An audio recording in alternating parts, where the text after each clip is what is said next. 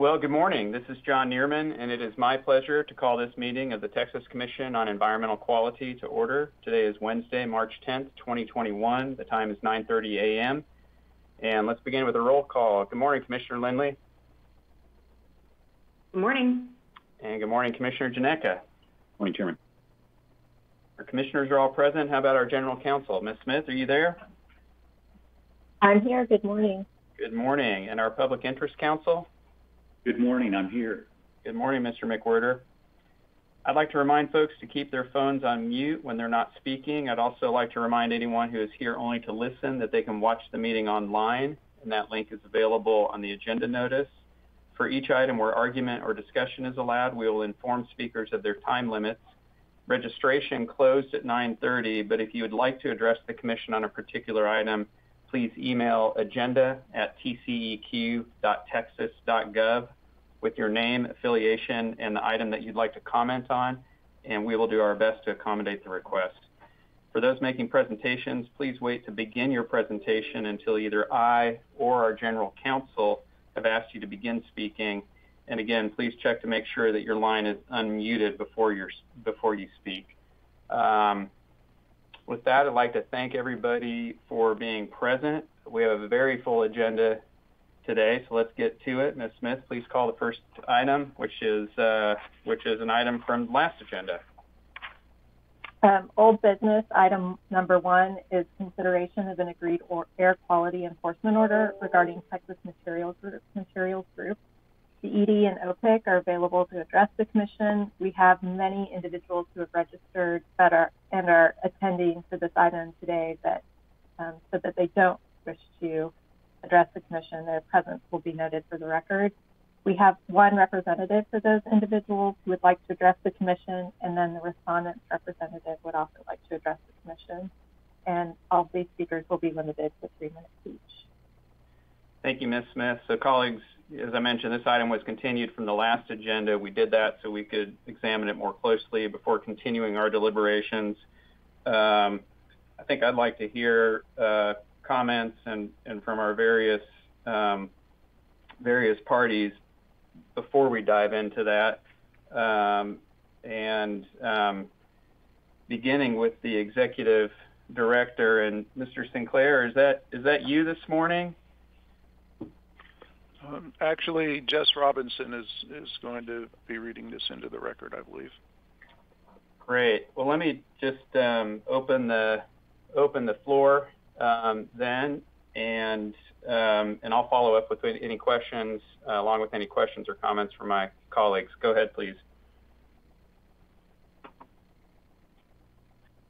Good morning, Chairman, Commissioners, General Counsel, and Public Interest Counsel. My name is Jess Robinson with the Litigation Division, representing the Executive Director. With me today are Charmaine Backens with the Litigation Division, Brian Sinclair of the Enforcement Division, and representatives with the Dallas and Fort Worth Regional Office. Before you is the proposed enforcement agreed order that was continued from the February 24th agenda meeting. This order addresses certain violations as documented in May of 2018 and requires payment of an administrative penalty and the performance of corrective actions. We respectfully request that the Commission approve the proposed order, and we are here to answer any questions you may have. Thank you, Mr. Robinson. I'm going to have some specific questions about the compliance history worksheet and how the past enforcement actions, NOVs, NOE, noted in the investigation report map up to that or don't map up to that. But I want to begin, we received quite a few letters that are in our backup material on this item. One of the themes that was hit by many of the letters was the concern about accepting fault or responsibility in some fashion. And Mr. Robinson, I was wondering if you could begin, not that this is going to solve people's concerns or provide necessarily any great deal of comfort, but hopefully provide a little bit of additional understanding. I was wondering if you could explain a little bit about the difference between 1660 orders and finding orders, and why we do one versus the other, and what the significance is of that. Thank you, Chairman.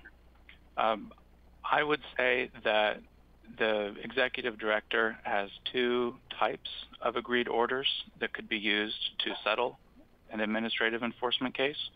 As you stated, one of them is a findings order, as that is referred to, and the other is referred to as a 1660 order. And the critical difference between the two is that a findings order under the TCEQ's rules is available but not required under certain scenarios, and it would contain findings of facts and conclusions of law, whereas a 1660 order would not, and a 1660 order would instead contain a denial of liability for the violation, a denial of the allegations that would not exist in a findings order. However, despite that difference, there are many similarities, and as would happen in a findings agreed order, a 1660 order still has allegations by the ED for violations, would still require payment of an administrative penalty for those violations, and would still impose the performance of corrective actions if they are included. In this proposed 1660 agreed order, there is a denial of allegations by Texas Materials Group, but the ED still makes those allegations and still alleges that they're in violation of TCEQ rules, still requires payment of an administrative penalty, and still requires the performance of corrective actions as identified. Thank you, Mr. Robinson. Appreciate that answer.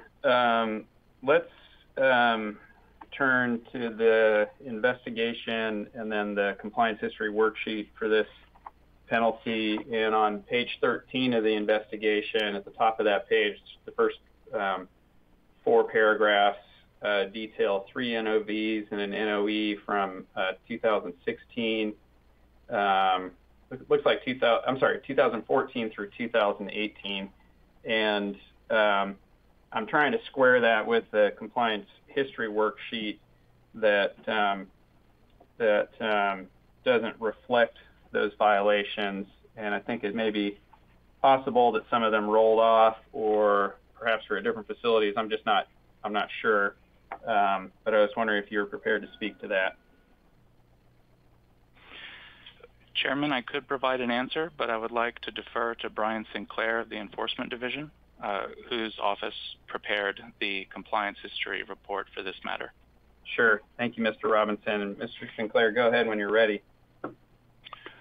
Yes, Chairman, this is Brian Sinclair. The compliance history report that accompanied the case was run for the component period from January 28th, 2014 through January 28th, 2019. As you may be aware, that notices of violation that occur greater than 1 year back from the date that we run that report would not be included as components on the compliance history enhancement in the penalty calculation. So I do not know the exact dates of the notices of violation that weren't included. I don't have that expanded report with me, but we can work on getting that information during the meeting here to confirm that those notices of violation occurred outside that 1 year time frame back from the date that we ran the report to calculate this penalty. Okay. And if there's, so some might be too old. I want to ask you about others that might be too new. I think that there was an investigation completed or pending, settlement not yet achieved within that time period, January 28th. In terms of a prior order, I mean a prior notice of enforcement? I think it may have just been an investigation. But tell you what, why don't I give you an opportunity to, and your team an opportunity to look at that, but pay particular attention to an investigation or action that may have occurred during that time period, if there is one. Yes. I will say that in terms of being included on the compliance history report, the date that would be associated with that would be the date that the report was approved, not the date that the investigation occurred. So it would appear on the compliance history report in that way. And Chairman, this is Jess Robinson. Just to add a piece of information, I believe you may be referring to an investigation that happened immediately prior to the one that initiated the pending item. Mm-hmm. And that immediately prior investigation documented a nuisance odor occurring in April of 2018, and that resulted in a notice of enforcement that was issued, and ultimately an agreed order that was docket number 2018-0870 Air E, which was approved by the Commission on June 26, 2019. Okay. Critically, after the compliance history report for the matter at hand was ran. Okay. Thank you for that. All right. I'm not going to pursue that any further at this moment. I may want to come back to compliance history at some point, but that'll do it for my questions, at least for the moment. Let me ask my colleagues if they have anything for staff. Commissioner Lindley? I do not. Thank you. Thank you. Commissioner Janeka? This time, thanks. All right. So let's get to the folks who have signed in to speak. And I think Ms. Lipstock is on the line, and I apologize if I missed your name. Thank you. Can you hear me? Loud and clear. Go ahead, ma'am. Okay. Thank you very much for your time, Commissioners. I do not intend to repeat my comments from the meeting 2 weeks ago. My remarks are going to be a little bit over 3 minutes today. I hope I can have the chance to squeeze them all in. However, I will be the only speaker for our neighborhood in an effort to be respectful of your time and drill down to the issues at hand. More than 22 letters have been sent to the Public Interest Council by members of my community in the last 2 weeks, all of which have brought up a variety of points regarding this enforcement action. I will highlight those comments which directly relate to this enforcement action. Number 1, no admission of liability on behalf of the company. 2, inadequate fines relative to the harm caused to this community.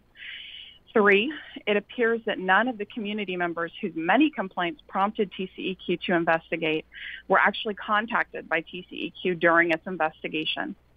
4, it appears that no medical records have been requested from the community stemming from this event. 5, many of our community members observed an immediate and quantifiable improvement in their or their children's health after the 2018 closure, including the elimination of meds that many thought were attributable to allergies. This indicates the severity of the negative health impact of the company on the community, especially on the dates of the violations. 6, the proposed agreed order is lacking technical requirements that would address items stemming from the events that led us to this point. Specifically, A, countless complaints by neighbors were aggregated into a single complaint. B, countless omissions with the company's record keeping were aggregated into a single violation. C, RAS and RAP were both used at the company during operations, despite RAS being an unpermitted material. And interestingly, instead of citing the company for using unpermitted materials, TCEQ's rep offered to add it to the permit. Also of relevance, our community was told that the company signed a settlement with the city of Frisco in 2009, stating they would not use RAS. D, on May 18, 2018, John Osteen, the company's plant manager at the time, admitted to your investigators that stockpiles are never watered. This is in violation of their permit, which requires watering to help reduce particulate by up to 70%. And finally, E, on May 24, 2018, John Osteen also admitted his visible emissions evaluator certification lapsed. Therefore, no one at the company during its operation was certified in this capacity. Commissioners, given that most of the letters submitted to your office in the last 2 weeks are from those community members who initially raised these complaints in 2018, and they have not been contacted by TCEQ in connection with this action, this matter should be remanded back to your staff so they can investigate the facts raised in the letters. It is particularly important that the TCEQ do this since, as it currently stands, the company does not have to admit any responsibility for their failures, and they are relying heavily on that fact to try to represent to this body that they have done nothing wrong, which is precisely what Mr. Ballard did before you 2 weeks ago. I want to graciously thank each of you for your time on behalf of our community and from the bottom of our hearts for taking the time to listen to these comments, which represent each and every one of our community members on this call, and also at least a dozen households who had the nerve to sneak out for spring break. Thank you very much. Thank you very much, Ms. Lipstock. I appreciate your efficiency in moving through your points. I don't have any questions for you at this moment. Let me check with my colleagues. Commissioner Lindley, any questions? No questions. Thank you. Commissioner Janeka? No questions for me, thanks. All right. And let's turn. Is it Mr. Ballard who's here to represent Texas Materials Group today? Yes, sir. Good morning, Mr. Chairman and Commissioners. This is Sam Ballard representing TMG. Before you make your decision today, I'd like to reiterate a few things for your consideration. First, I'd like to emphasize that we're only here today to resolve the enforcement action against TMG. This proceeding is completely separate and apart from TMG's pending air permit renewal, so it accordingly should have no bearing on this enforcement action. However, the protestants are really using this opportunity to voice their frustrations about the air permit renewal, and while there's a time and a forum for them to do that, it's not today and not in this particular forum. Second, I'd like to address the May 2018 incident at the elementary school that you've heard about. And as I mentioned previously, that was a most unfortunate incident, but TMG was not the source of that odor. The truth of the matter is that the Frisco Fire Department had identified another source of the odor that led to that incident. And I'd like to quote from the Fire Department report, which states, "Fire Department checked location, no hazmat, determined that fresh tar on a road nearby is causing the smell. Students were let back in the building." Now, I had a chance to speak to the Frisco Assistant Fire Chief earlier this week. He had indicated to me that if the fire department investigator had reason to believe that TMG's plant was the cause of the odor, it would have been their business practice to identify the plant on this report. But importantly, this report, taken at the time of the incident, does not reference the TMG plant at all. Even though TMG is not responsible for that incident, it has agreed as part of this order to implement a different type of odor treatment technology at the plant, which will be a costly venture. TMG has also agreed to a number of other ordering provisions, despite the protestants' repeated comments that TCEQ was not imposing enough technical requirements. You would think from listening to the protestants that TMG is a repeat violator with a very poor compliance score, but nothing could be further from the truth. The evidence before you demonstrates that TMG is not a repeat violator. It has a satisfactory customer compliance score, and this particular facility actually has a perfect compliance score. In summary, there is simply no basis to enhance the penalty amount. And as I mentioned last time, Commissioners, both TMG and TCEQ have invested significant time and resources to amicably resolve this matter, and in the interest of all parties involved, including the homeowners. We've worked together on this for over a year, and remanding the proposed agreed order now would only undermine all the good work we have done up to this point. And I'm afraid if we can't reach an agreement on the proposed agreed order as it sits before you, it could very well take us another year to resolve this in a contested case hearing. For all these reasons, TMG respectfully requests approval of the proposed agreed order as is. I thank you again for the opportunity to speak on behalf of TMG, and I'm available for any questions. Thank you. Thank you very much, Mr. Ballard. Well, you answered my first question. That was, I was going to ask you to describe your understanding of the compliance history at the facility, and I think I heard you say that it's good, that it's perfect as to this facility and satisfactory as to the operator.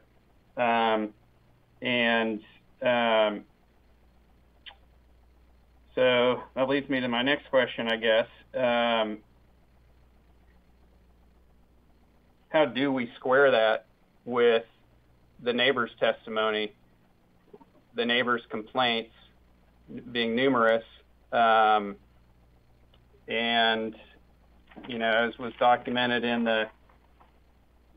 the investigation on page 13, 4 other documented sets of violations, plus a 5th that Mr. Robinson just mentioned. That was the docket 2018-0870 AIR E that he just cited. So how do we square these? How should the commission make sense out of what appears to be some testimony, evidence, conclusions pointing in opposite directions? Well, Mr. Chairman, I would tell you that I would stick to the compliance history report as it has been generated for this proposed agreed order as it was presented to you in the agenda setting packet. That's the compliance history report that I'm looking at.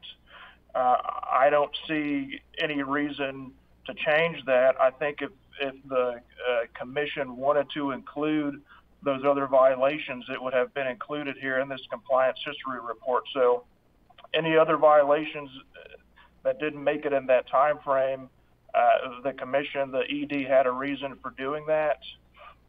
And as far as the testimony from the other protestants, one thing I'll say is that they all had an opportunity to comment on the proposed agreed order. They had notice of it, they had opportunity to comment on it, and nobody did during the given time frame. And really most of their testimony focuses in on this Isabel Elementary School incident, which I've just debunked for you. So that would be the biggest pushback against their testimony there. And commissioners, I mean, the plant has not been operating since August of 2018, and a lot of time has passed since then, but yet the protestants are kind of have it out to get TMG, to be honest. And so after all this time, they have really, I think, just held TMG as a scapegoat for that particular incident, and it's just kind of spiraled out of control. And so that is the reason, I think, for their impassioned testimony, which we certainly appreciate and can understand their concerns, but I have to push back on that as strenuously as I can. Okay, I appreciate that, Mr. Ballard. Are you able to speak at all to a settlement with the city of Frisco concerning RAS? Commissioner, I'm actually not aware of the settlement that the protestant earlier had mentioned.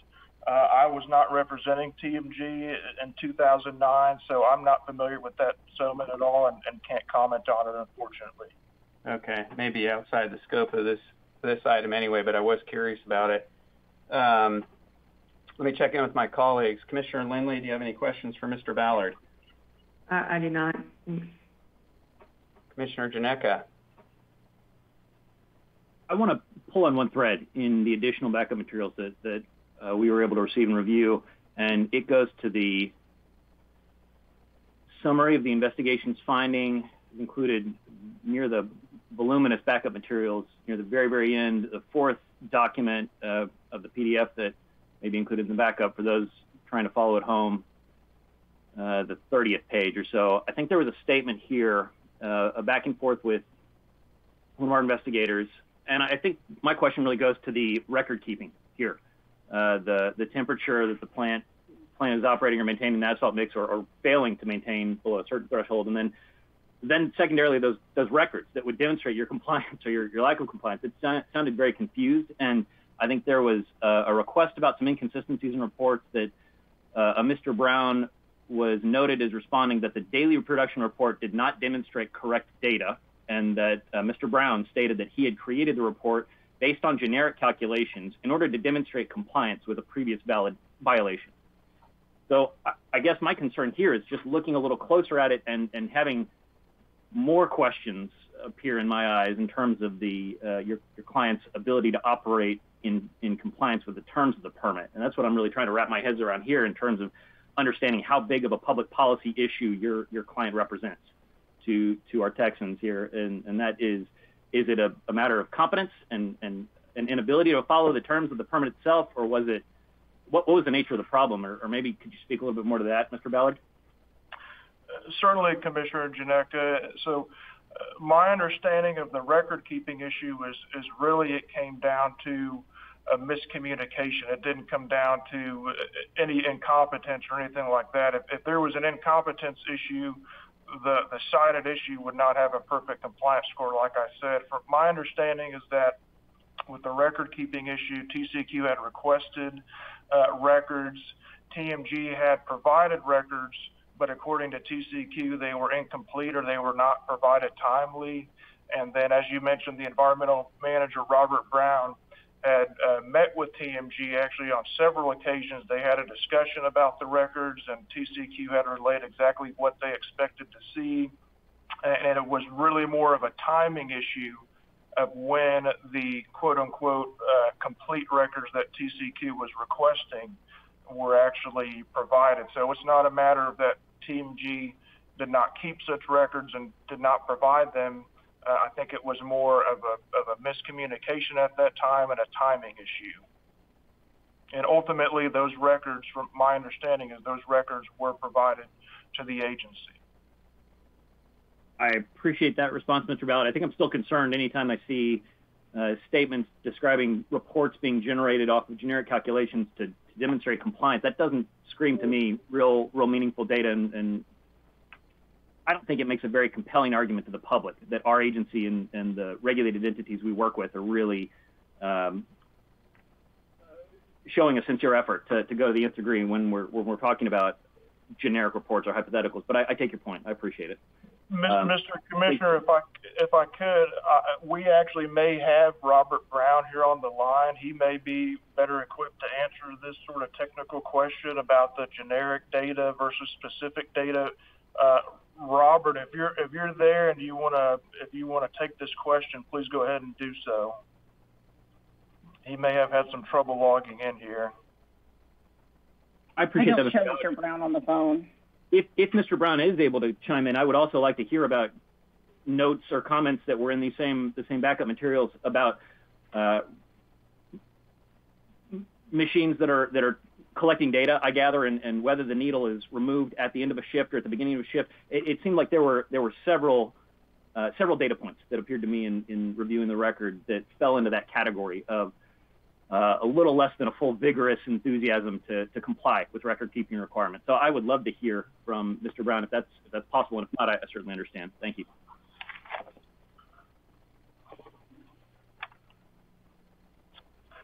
Mr. Brown, are you on the line? I don't show that he's on the line. He may be having some technical issues. And Commissioner Janeka, just to speak to your point here lastly, as far as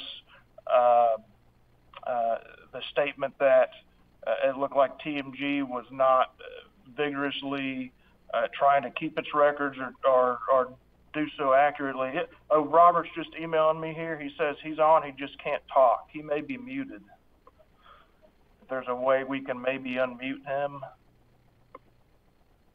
Megan, are you able to see that? I don't see his name on the list. Is there a phone number associated with his maybe last 4 digits or something like that? There is, and that is, he should be calling in from 903-245-4663 phone number. And when he logged on, did he log on with Robert Brown? He should have logged on with... There, I see him now. Hold on. Okay. Good. All right, good. he's on.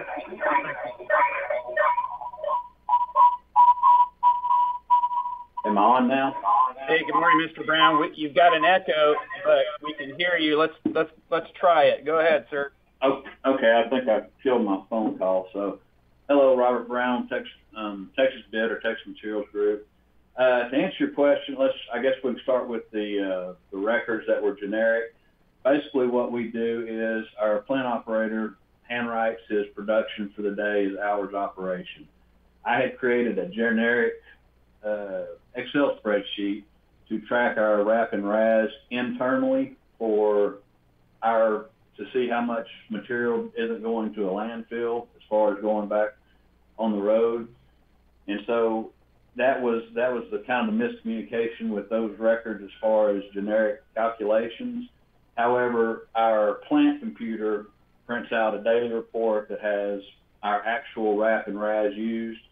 So it was basically a matter of clarifying that actual printout was some of the data on it, being the RAP RAS data, was for our internal use, and we went to the actual plant computer to show actual RAP RAS use. To speak to the comment that RAS was not approved, there's a 2009 RAS memo that RAS was not in our air permit, but it was an industry standard that RAS could be used, TCQ under 15%. So I don't know where that comment that it wasn't approved came from, or I do not know of any agreement with the city not to use RAS. We did discontinue the use of recycled fuel as a fuel source for our burner with an agreement with the city, but I'm not aware of a RAS agreement. I think you had a question about the mixed temperature exceedances. What with an asphalt plant, basically it's not a perfect environment. It's outside, big equipment. So what it is, we keep our temperature of our mix at a certain degree. Sometimes slight malfunctions happen. So those exceedances were little spikes. It wasn't like we were producing for hours on end over our allowable production rate or production temperature. As far as confusion on the actual temperature chart itself, as far as the pin being taken off, it could be confusing to somebody that's not in the industry. I understand that. But what it is in a perfect world, at the beginning of a shift, the guys put the pin down on the chart to record the temperature, and it's by the hour. And sometimes, like we had a couple of charts in this investigation where the employee had put it at 8 p.m. instead of 8 a.m. or 10 a.m. or 10 p.m. So the employee just didn't look at the chart. He put the chart on, had the right 10 or 8, but it wasn't a.m. p.m. So that was confusing to the investigator also. We were not operating at nighttime hours, and had talked to everybody that picked up mix that day that said, yeah, we don't work at night. So in a nutshell, the records was a lot of, they were provided, the records to prove compliance were on site that day. It took time to clarify and get it in a report that could try to explain our reasoning for what we did. I appreciate that, Mr. Brown, and I think that adds a little more context to some of the open questions I had, and I certainly wouldn't argue about the complexity or the nature of that task. I think I'll only comment or observe that it makes it exceptionally difficult for us, for our agency, for our investigators, to work in this context when questions about environmental compliance really are only supported, backed up, and demonstrated by pristine records.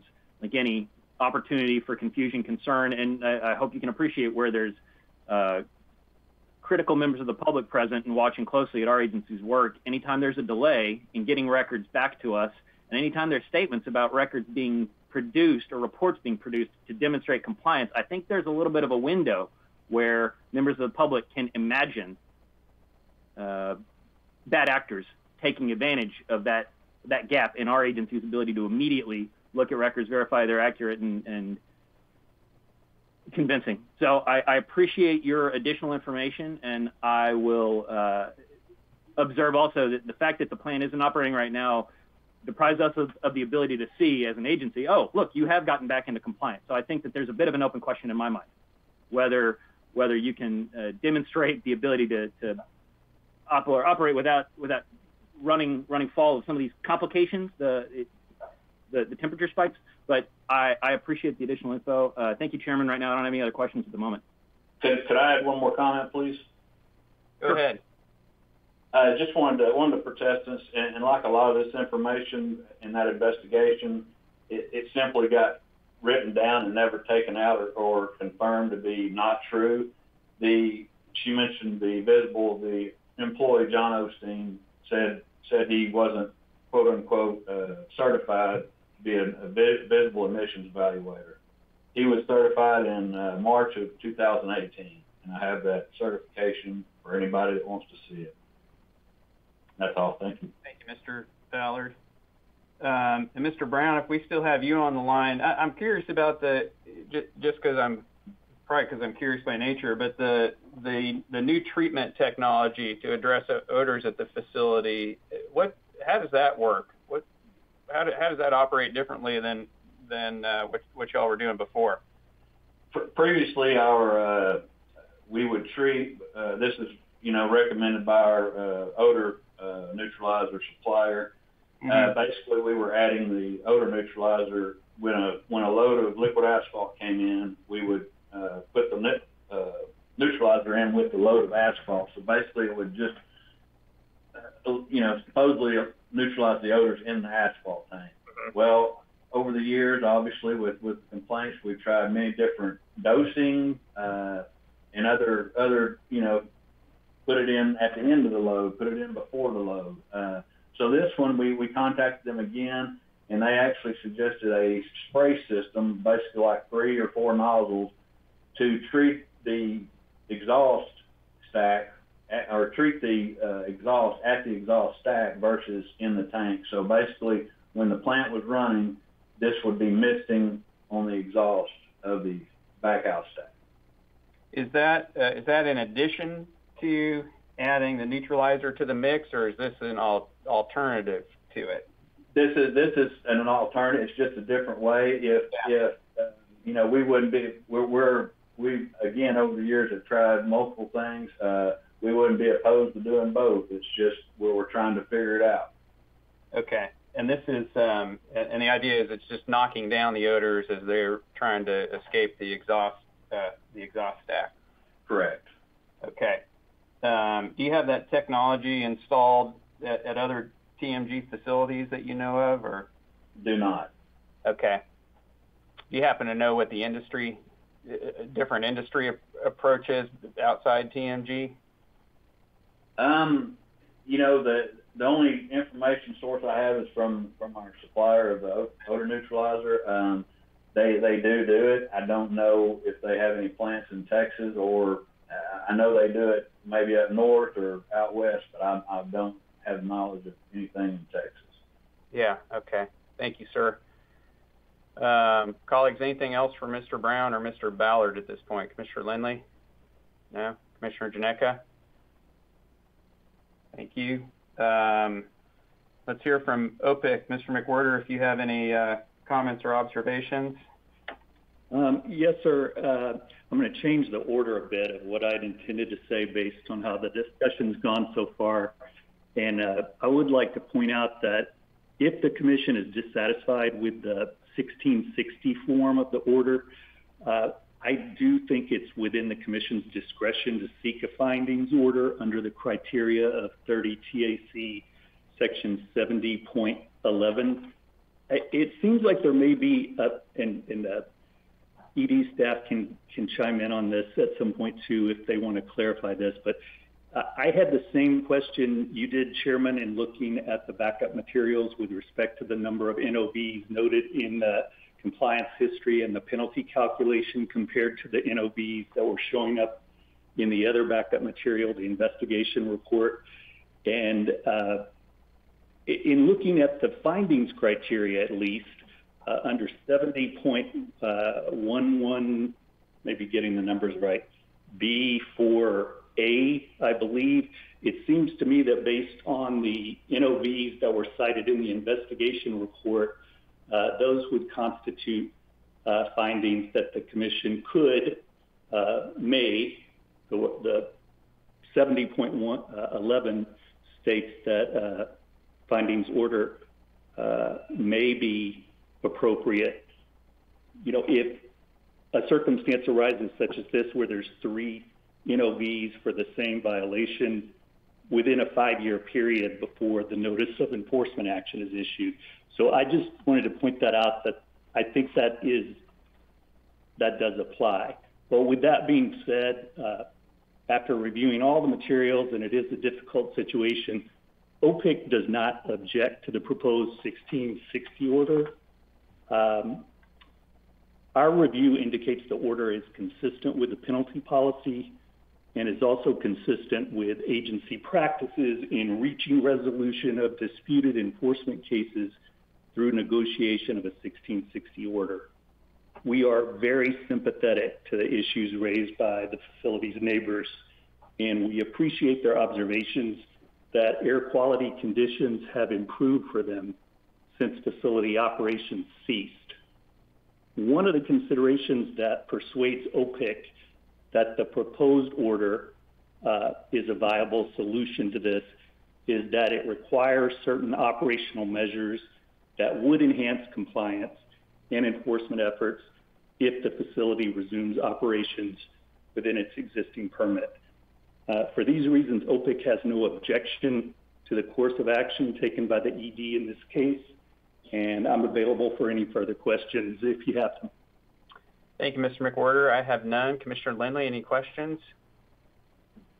No, appreciate that. Thanks, Vic. Commissioner Janeka. Appreciate OPIC's feedback, input. All right. I'd like to get back to the executive director's staff, and I think I may have found what I was looking for, and I'm curious about, and this goes back to the compliance history, the notice of enforcement that's identified in the investigation report, page 13, top of page 13, fourth paragraph, the June 18, 2018 notice of enforcement. Shouldn't that appear in this compliance history analysis, or no? The investigation or the report or the order. And I'm probably demonstrating my ignorance on this, but it seems to me that would fall within the time period. Mr. Robinson or Mr. Sinclair, are you able to look at that? Yes, this is Brian Sinclair. I'm looking at a report, a detailed report that goes back several years, and I do not show on here a notice of violation that matches that date. I show the most recent one is December 16th of 2016. Okay, the fourth paragraph on page 13 of the investigation report references a different investigation, 1490185, that resulted in a NOE that's dated June 18, 2018. So that's what I'm looking at. Should that have been made part of the compliance history evaluation on this item? No, Chairman, it should not have. A notice of enforcement is not a component of compliance history. The order, once become finalized and once issued by the commission, that resulted from that notice of enforcement would become a compliance history component, and the order that was associated with that particular notice of enforcement didn't become effective until July 1st of 2019. Okay, which was after the look back for this. Okay. Yes. And then separately, we had the nuisance issue that Mr. Robinson pointed me to, the docket 2018-0870 ARE. We had this set of violations, and I understand, I think, from the investigation report that there's another set of violations to follow these. Is that correct? Was there another investigation that's in the works here? It referenced in any of the backup material that we have here? if you can speak to that. I cannot speak to that. I don't know if Elizabeth, if any of the Region 4 folks that are on the line can speak to that.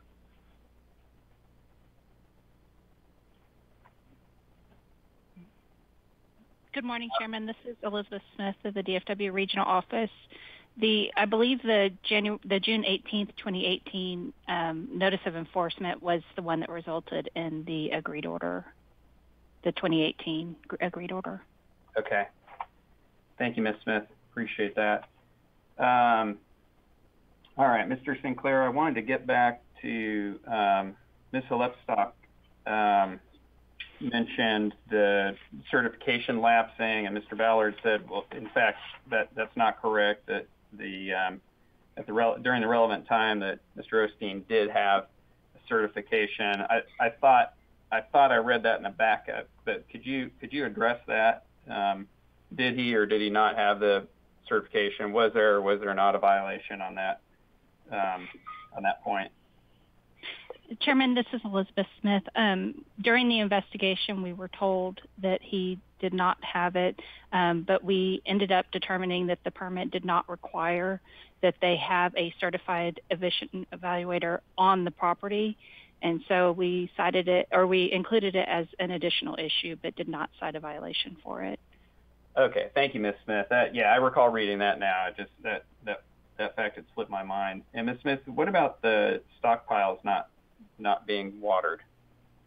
Again, that was the permit requires that the stockpiles are watered to control dust emissions. So if the investigator isn't observing dust coming from the piles, or if the facility is not having dust come from the piles, then they wouldn't be required to water them unless they need it to control the dust. And during the investigation, the investigator observed dust, but did not observe dust coming from the stockpiles that she could see. Okay. All right. See if I have anything else for you at this point.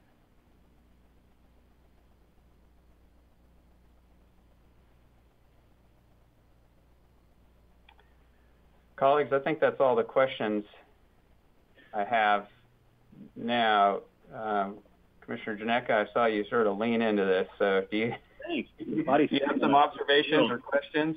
I had one point I wanted to clarify, and it was an item you brought up in discussion with Mr. Sinclair, and that was just the timing of the 2018 order, when that would have been considered in this matter that's before us today. I wonder, Mr. Sinclair, is it possible, do you happen to know, would there be a material change if timing had worked out differently, this order had been delayed a month or two, and that order had happened to be finalized and fall into the compliance window calculation for this matter before us? Would there have been any substantive effects before us today? It would have resulted in a penalty enhancement for a prior order. And it may have resulted in, if I'm looking at it right, it would have resulted in this order being a findings order because of 3 prior same violations. Got it. I appreciate that. The only thing that I'll observe here is I think it shows the real importance in our agency having the necessary resources in order to really timely handle, resolve, move all of the enforcement items through the pipeline. It really does have very real ramifications for Texans and regulated industries. So I appreciate that, Mr. Sinclair. Thank you for helping me clarify and helping me understand.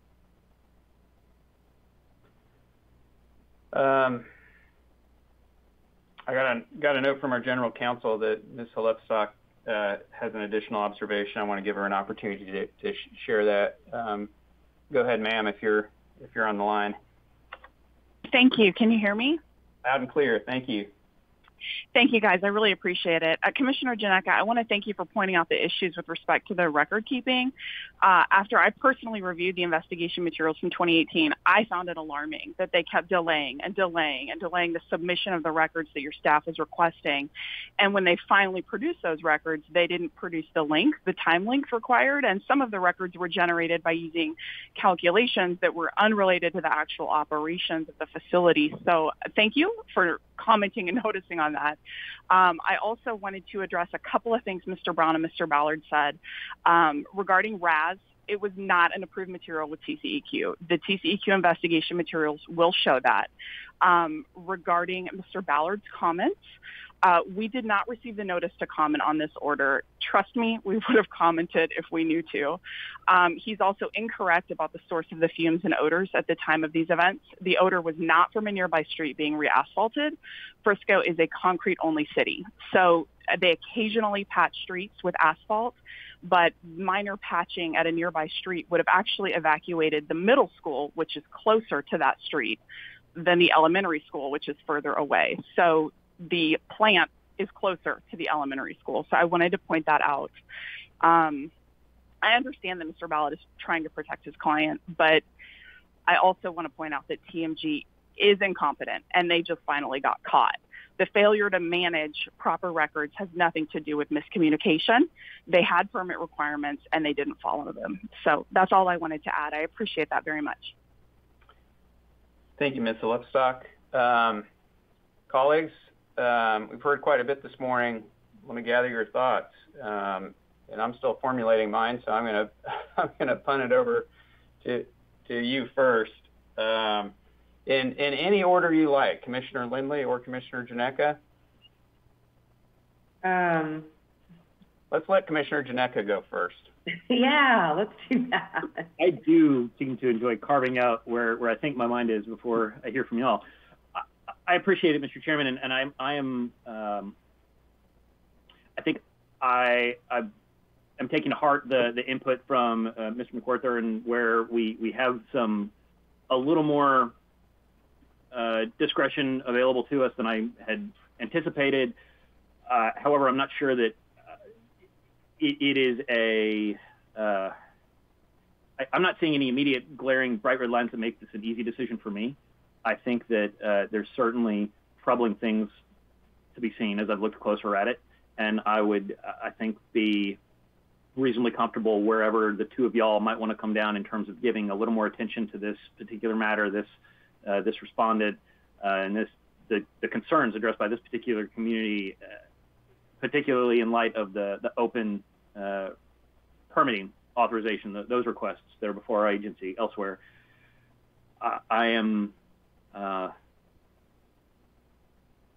I think coming into the decision today, some of the testimony and responses have increased some of the concerns in my mind in terms of confirming for me that what appeared to be some questions in the record now confirm, that wasn't ideal. So I have a little heartburn, and I definitely feel it a little stronger in looking closer at this matter. Eager to hear y'all's thoughts. Thank you. Commissioner Lindley. I'm going to have much to say. Here's where I'm struggling. I'm torn on, in my mind, this is where I am. There's two options in my mind. One is adopting the agreed order, or is remanding it back to the executive director. That's about as far as I'd be willing to go on taking action. Where I'm struggling is, and I honestly don't know who's going to be the best to answer this question. It might just need to be the three of us discussing. If we were to remand it, what are we going to tell the executive director to do differently? Because if they just go back and relook at the record, I think the ED did it consistently with how we've always done it, and so I'm not sure what would change, and I'm not sure what good it would do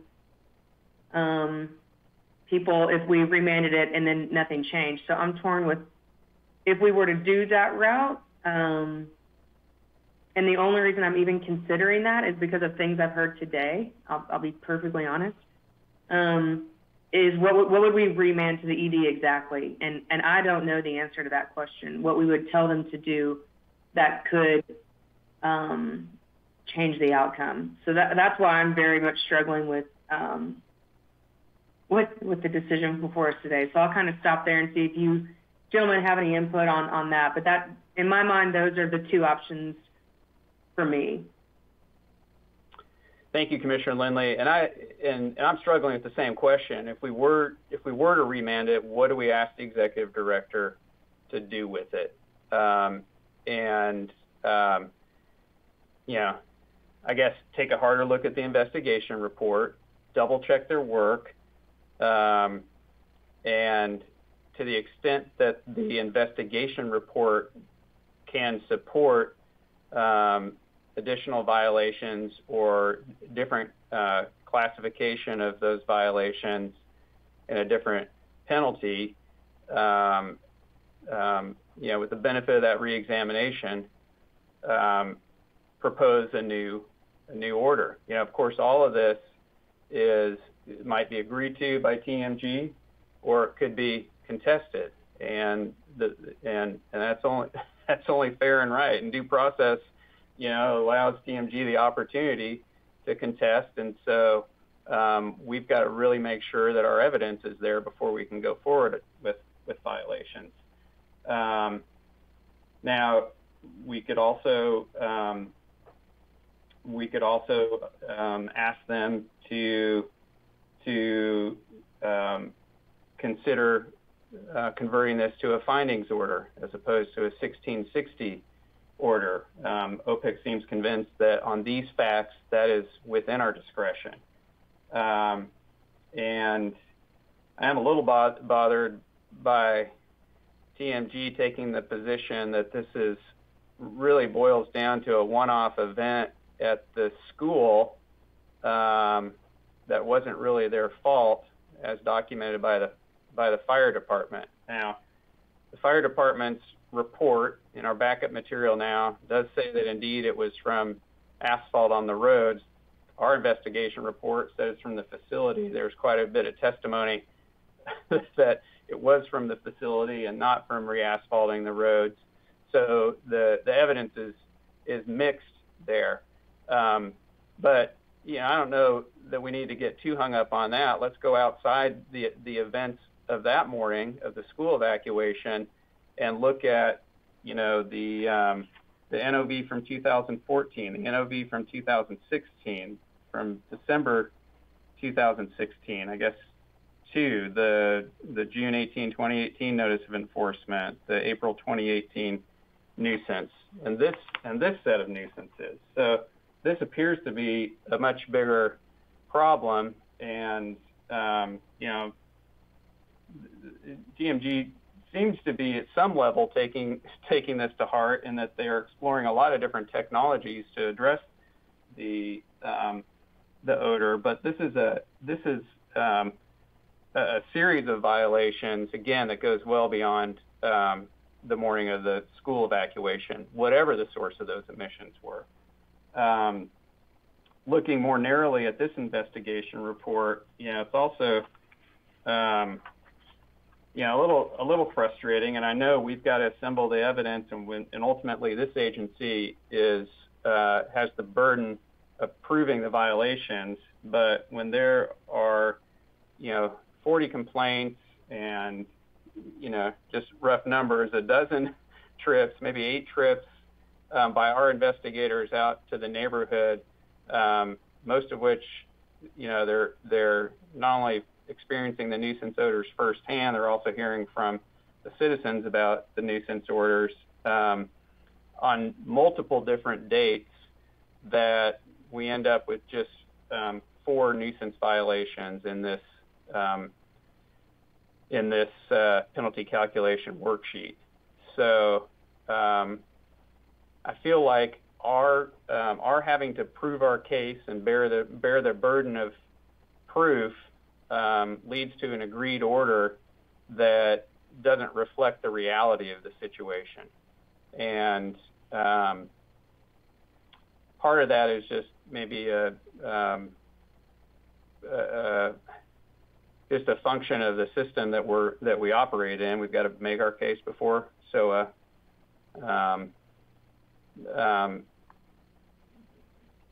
but you know, so what do we do? You know, ultimately, looping all the way back to your question, Commissioner Lindley, is there anything to be gained from remanding this?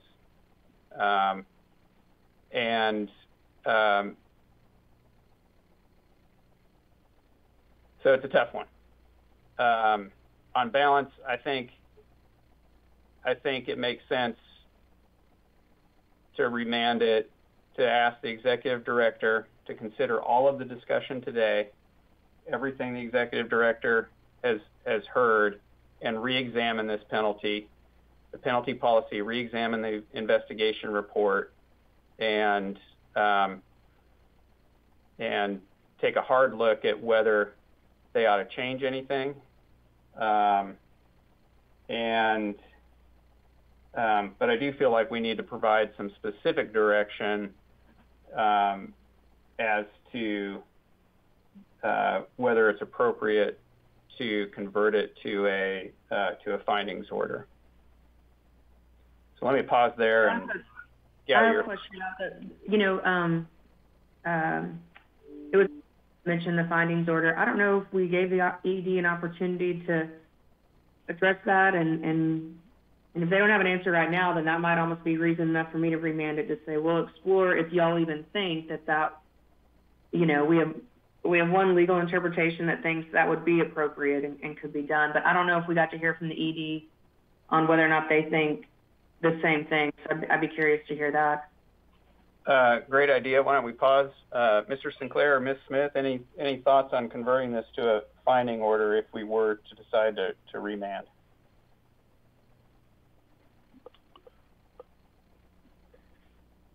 Chairman, Commissioners, this is Jess Robinson with the Litigation Division.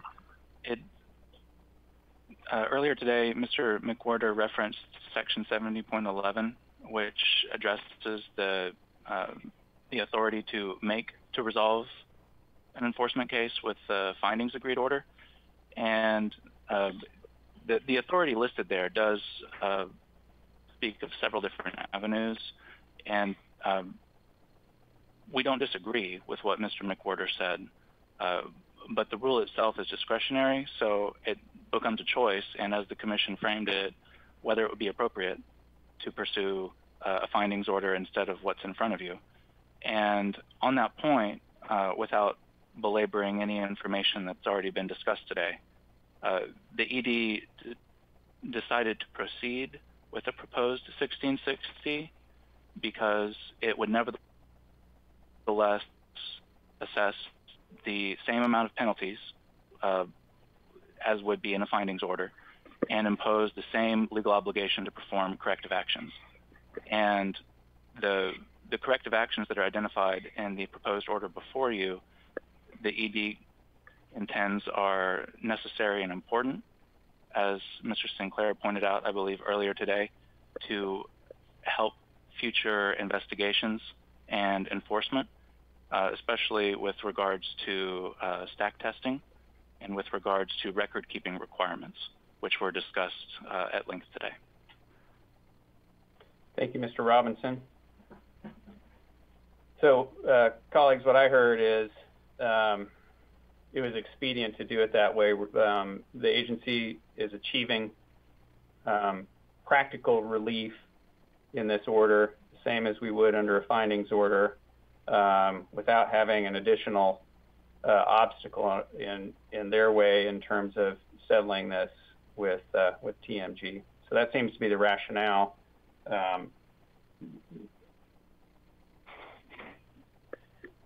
me pause there. Other thoughts? Commissioner Lindley, Commissioner Janeka? For what it's worth, I think. Go ahead, Bobby. I think the value of moving rapidly or as rapidly as possible with an agreed order in order to bring into force these requirements for corrective actions, I think there is some strong value there.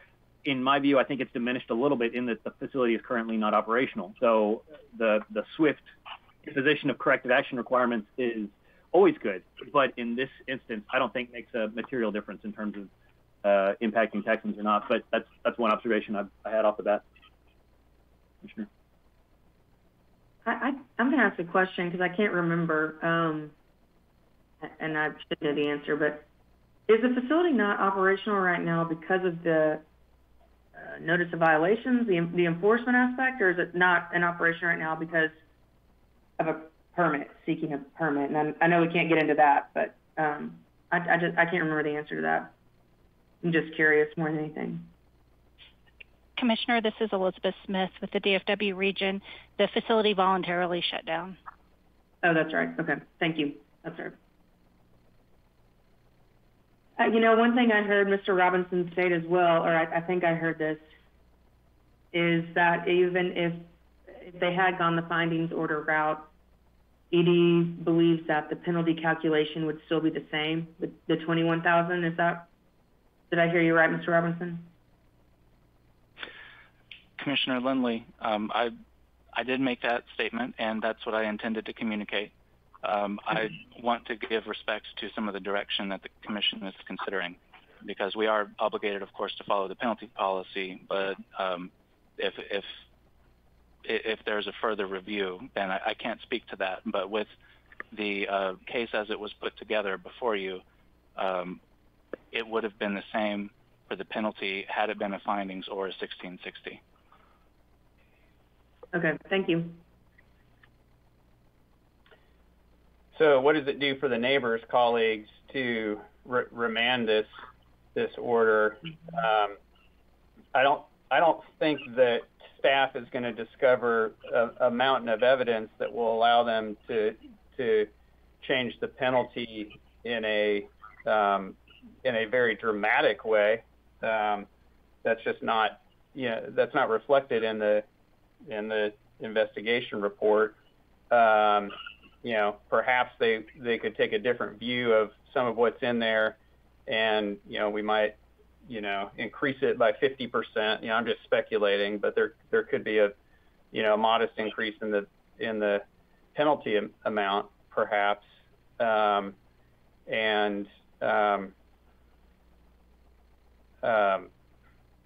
perhaps there's some moral satisfaction in finding in having this be a findings order that includes a finding that in which TMG accepts some responsibility. In practical terms, TMG is implicitly accepting some responsibility in that they're installing new technology. You might also read that in their decision to shut down the facility. Open question. And in practical terms, doing that is not going to change life on the ground for the neighbors right now. And the item that's before us is one item in a much larger context of the relationship between the neighbors in this facility. So what good, again, back to your question, what good might we serve by opening this up and having staff take another look at it? and I feel like we're all perhaps maybe I'll just say I'm being wishy-washy about this morning, because I see some benefits in being expedient. I see some benefits in slowing this down, taking another look at it, asking TMG to expressly own up and take responsibility in a findings order. And really, I think on balance, I weigh slightly in favor of doing exactly that, remanding it. Even though I don't think it will have, I don't anticipate that it will have much or any practical benefit for the neighbors. I think going through the exercise, just without a practical effect, just going through that exercise has some value and meaning. Mr. Chairman, I appreciate your point. If I could weigh in here, I want to add a little weight to a point you raised, and that was, or a question you raised, and that was, what does this mean for the residents who are here before us, wanting to see us take slightly different or swifter action? I think that one important point I wanted to respond to or focus on a little was Ms. Halstock's comment and request for relief from our agency in terms of investigation staff circling back and communicating directly with the complainants, members of the public, conversations about medical records, things like that. I think that is a very, very fair request, but I do want to offer to Ms. Halstock the additional context. My view, I've seen too many times where our agencies, enforcement arms, often a reliance on the complainant's testimony themselves versus actual readings from our investigators with the device in hand is the make or break difference between our agency being able to follow an enforcement action all the way through to a satisfactory conclusion in the eyes of the public versus. So I will only say I hear you. I appreciate that concern. I wish that every complainant had a 2-hour sit down with an investigator from our agency. But I think in terms of our agency dealing with limited resources and seeing the number of complaints for this facility, and I was very pleased to see the number of those nuisance odor complaints that were prioritized within 5 days, within 24 hours. Let's get investigators out there. So I appreciate the concern and the request for us to take a close look at medical records or testimony from the community. But I think that the fact that you and other members of the public haven't seen and heard from us in that manner really reflects the limited value that sort of evidence brings to our agency's ability to engage with these cases in an enforcement manner. That said, I appreciate your point again, Mr. Chairman, in terms of asking exactly the right question. What for the most aggrieved members of the public here, what does this mean for them? And I think I'm with you in terms of there's very limited value, immediate practical value for remanding. I think I'm very open to considering that. I'm also comfortable moving forward with some good strict instructions from the dais to executive director with how to pay close attention to this facility in the future. Can I ask a question on that? I'm intrigued by that, and I'm not in disagreement. So I'm just curious. But what kind of clear instructions are you have in mind for instructions for the executive director? Because that might help me make a decision, to be perfectly honest. If you don't want to go there right now, I have no idea what would be clear instruction.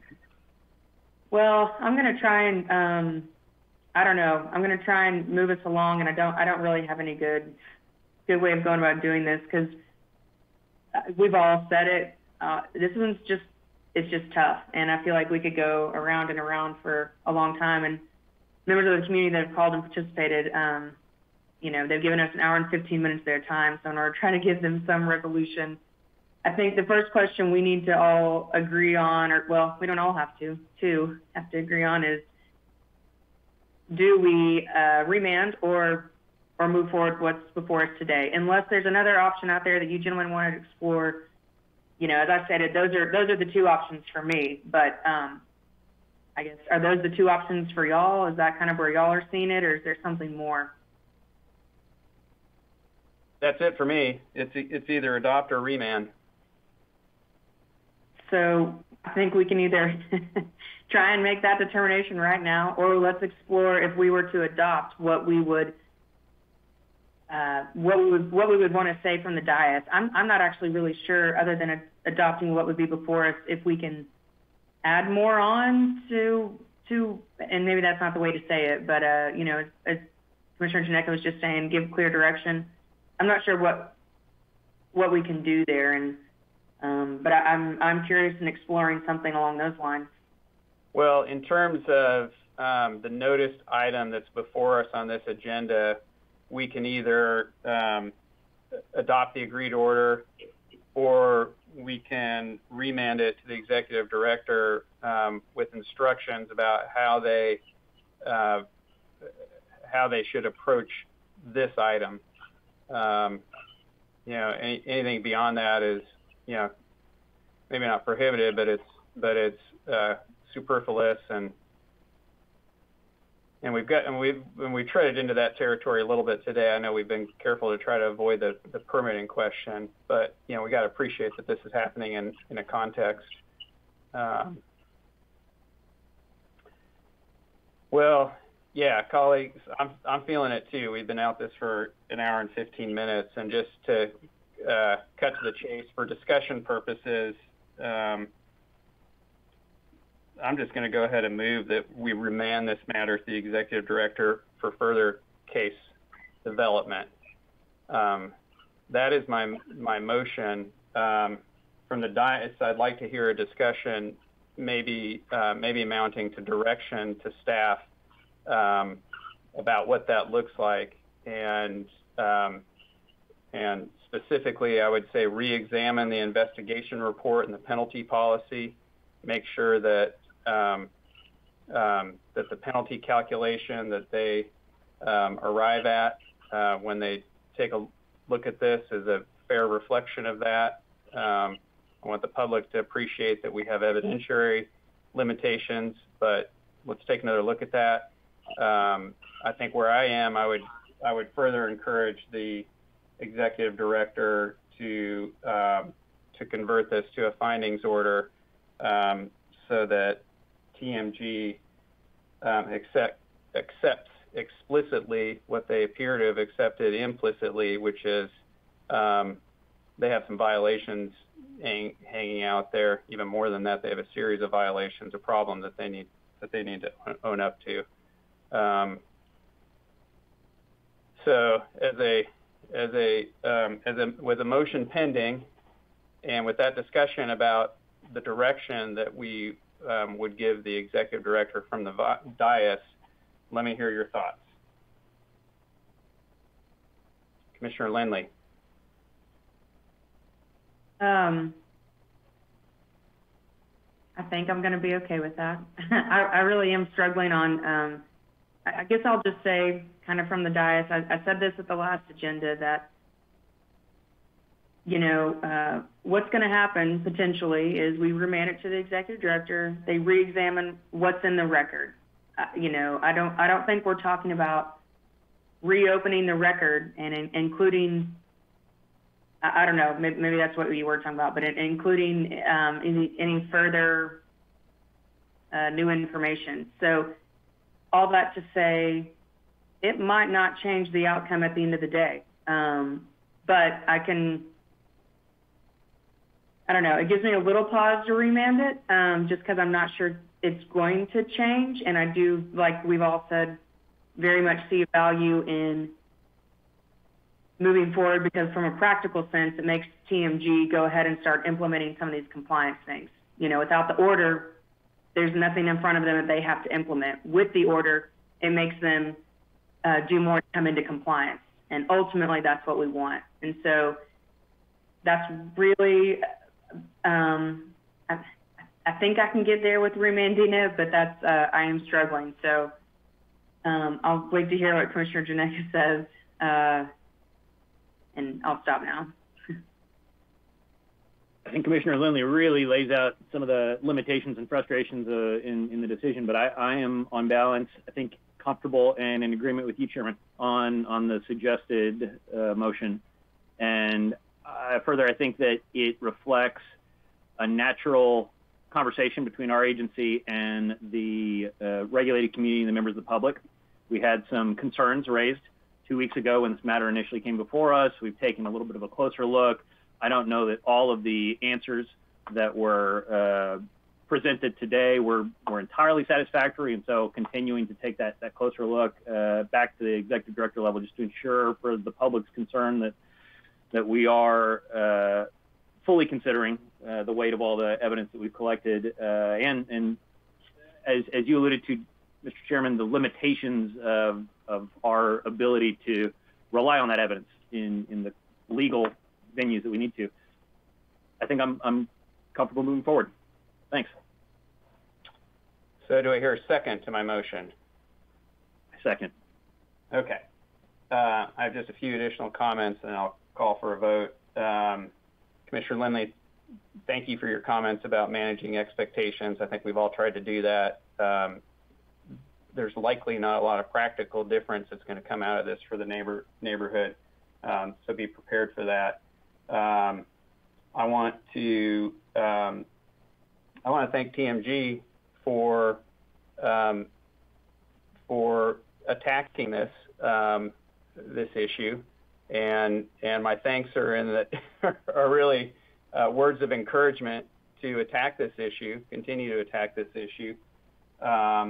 I want to thank our staff for all their work and working at this case, and others, and being on top of it. Seeing the number of complaints being whittled down to a somewhat smaller number of on-site investigations to a much smaller number of actual violations.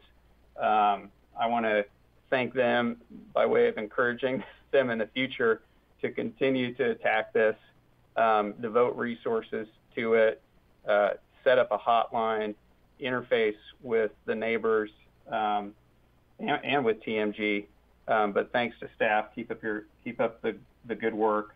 And finally, to the neighbors, thank you for bringing this matter to our attention and for your testimony. Colleagues, we have a motion and a second. Let me call the vote. Commissioner Lindley, how do you vote? Aye. Commissioner Janecka, how do you vote? I vote aye. I also vote aye. The motion carries. Colleagues, I'm out of water. I'm hoarse. I'm going to propose we take a 5-minute, 4-minute. Let's take a. What do you want? 5 minutes?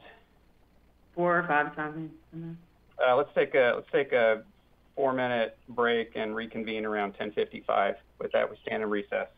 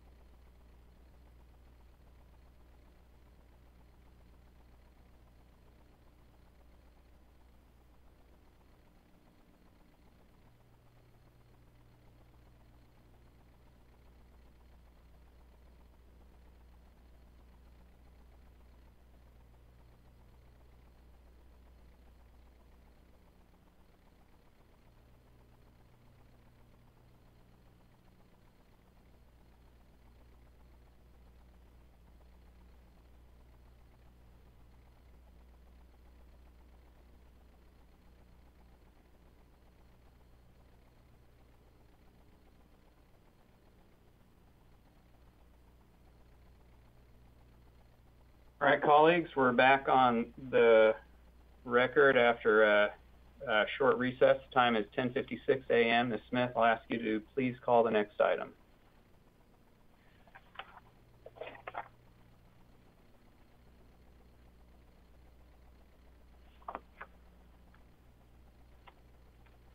Ms. Smith, are you there?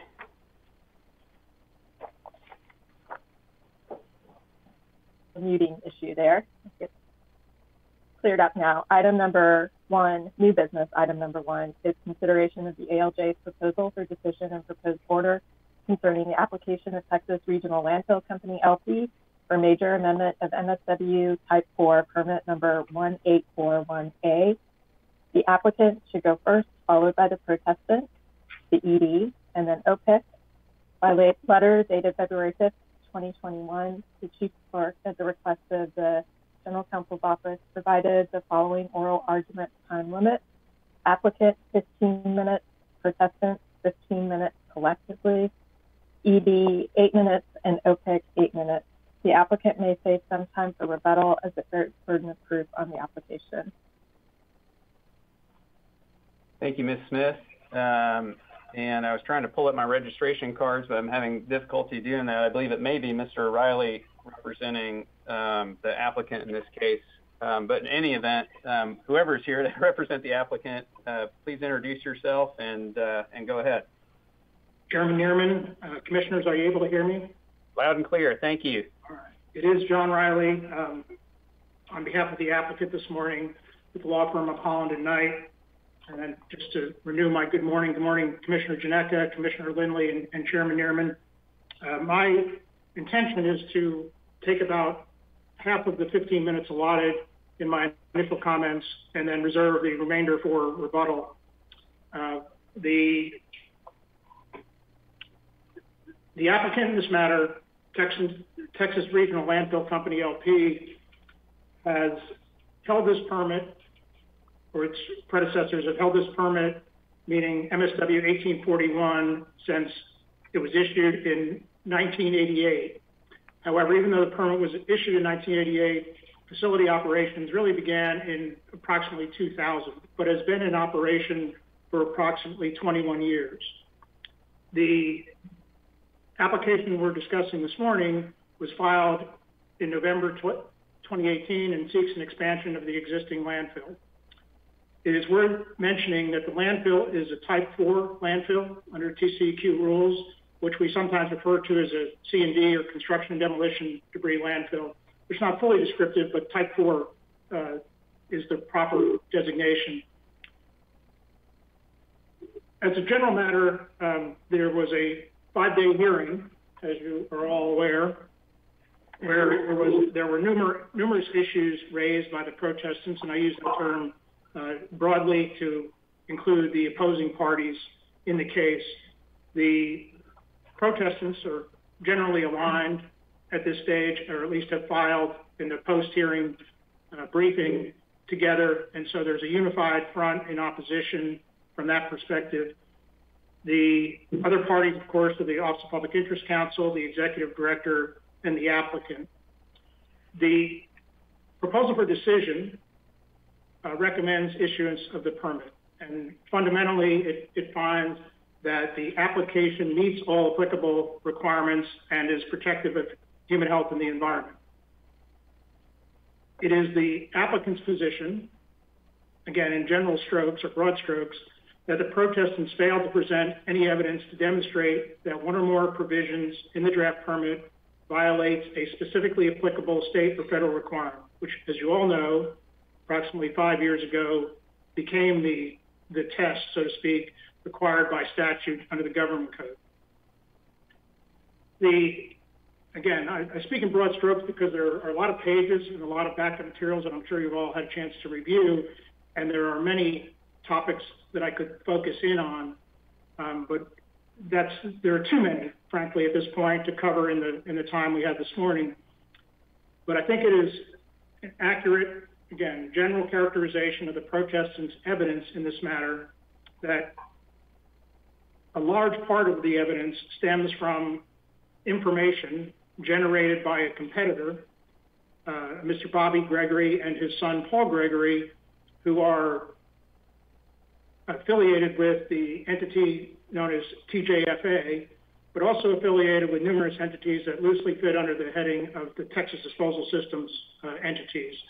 And again, without going into the detail of those relationships, Mr. Bob Gregory is, I believe, the president of TDS and is the general partner of TJFA. And while that's not dismissive of their evidence that they generated, I think it is worthy of note, just as it was worthy of note in the proposal for decision, that Mr. Gregory and his son Paul are competitors to the landfill, and that has a bearing on the credibility of the evidence presented, as well as the means of which they employed to generate the evidence. And by the evidence, I'm referring to flyovers that were done by helicopter, chartered by the Gregorys, over the landfill over the course of approximately a year and a half, where various photographs and videotapes were made of the landfill on Sundays, specifically on Sundays, because the landfill was not operating.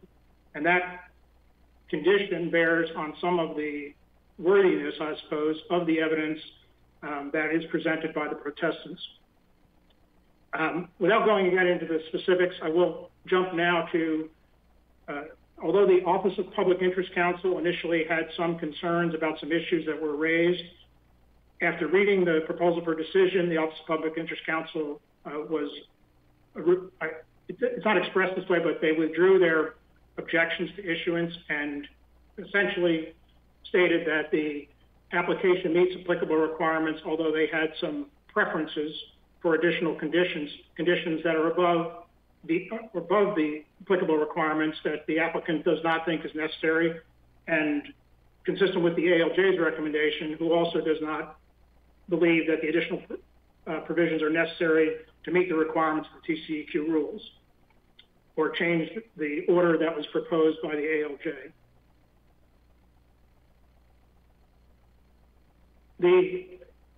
I suppose if we had to pick one issue that I would talk about for at least a couple minutes on the front end, so to speak, it would be the airport safety issue. A good amount of testimony was introduced at the hearing that spoke to whether the facility is compatible or consistent with the airport. As you know from the record, the FAA and the Austin Airport itself, Austin Bergstrom International Airport, did not object to issuance of the amendment. While I'm not conceding that the issue was legitimately raised by the protestants, my reason for not conceding it is that much of the protestants' evidence, if not all of the protestants' evidence, was about the compliance history of the facility, which, based on the TCEQ rules, the facility is a high performer. And coincidentally, the facility was inspected just before the hearing on the merits back in September 2020, meaning that the inspection was in August 2020, and was effectively given a clean bill of health, and no violations were found just a month or so before the matter was heard by the ALJs, all of which is in the record. In terms of specifics, or at least some specifics on the evidence presented by the applicant at the hearing, using or utilizing the skills of an expert witness, Dr. DeFusco, who has almost 40 years of experience in bird hazard issues, who found in his review that there was more information available for consideration by experts in this case than any other case he had been associated with. And he found that not only does the landfill not attract birds, which may be a few negatives in there, but the landfill does not attract birds. He found that the landfill actually, based on the data collected over a 10-year period by another firm, that the birds observed at the landfill were lower than the background population. In short, the landfill discourages birds at the landfill as opposed to the background conditions that would exist if the landfill were not there. As I said, there's much to talk about. If there are questions from the commission, I want to reserve some time to address the issues raised by the protestants and others And so I'm going to stop with my initial presentation and ask if there are any questions of me at this point. Thank you, Mr. Riley. I have none. I'm going to quibble with something you said. You said that the protestants failed to present any evidence. I think they presented some evidence on several of these points, but perhaps that's splitting hairs. But no questions. Colleagues, any questions for Mr. Riley? Commissioner Lindley? No questions. Commissioner Janeka? None, thanks. Okay, we'll hear next from Protestants Council. I understand Mr. Allman, Ms. Perales, and Ms. Ice are here for the Protestants. Yes. Good morning, Chairman, Commissioners, and General Counsel and Public Interest Counsel. My name is Eric Allman with Perales, Allman, and Ice, and I represent TJFA LP. The landfill poses a dangerous hazard to the safe operation of ABIA. Contrary to the recanted claim in the PFD, ABIA has designated the landfill a wildlife hazard in its most recent wildlife hazard assessment. The landfill is located not only near ABIA, but also directly within the flight paths of ABIA. It's undisputed the landfill is a bird attractant. Dr. DeFusco did not contest protestants' witness that the landfill attracts birds.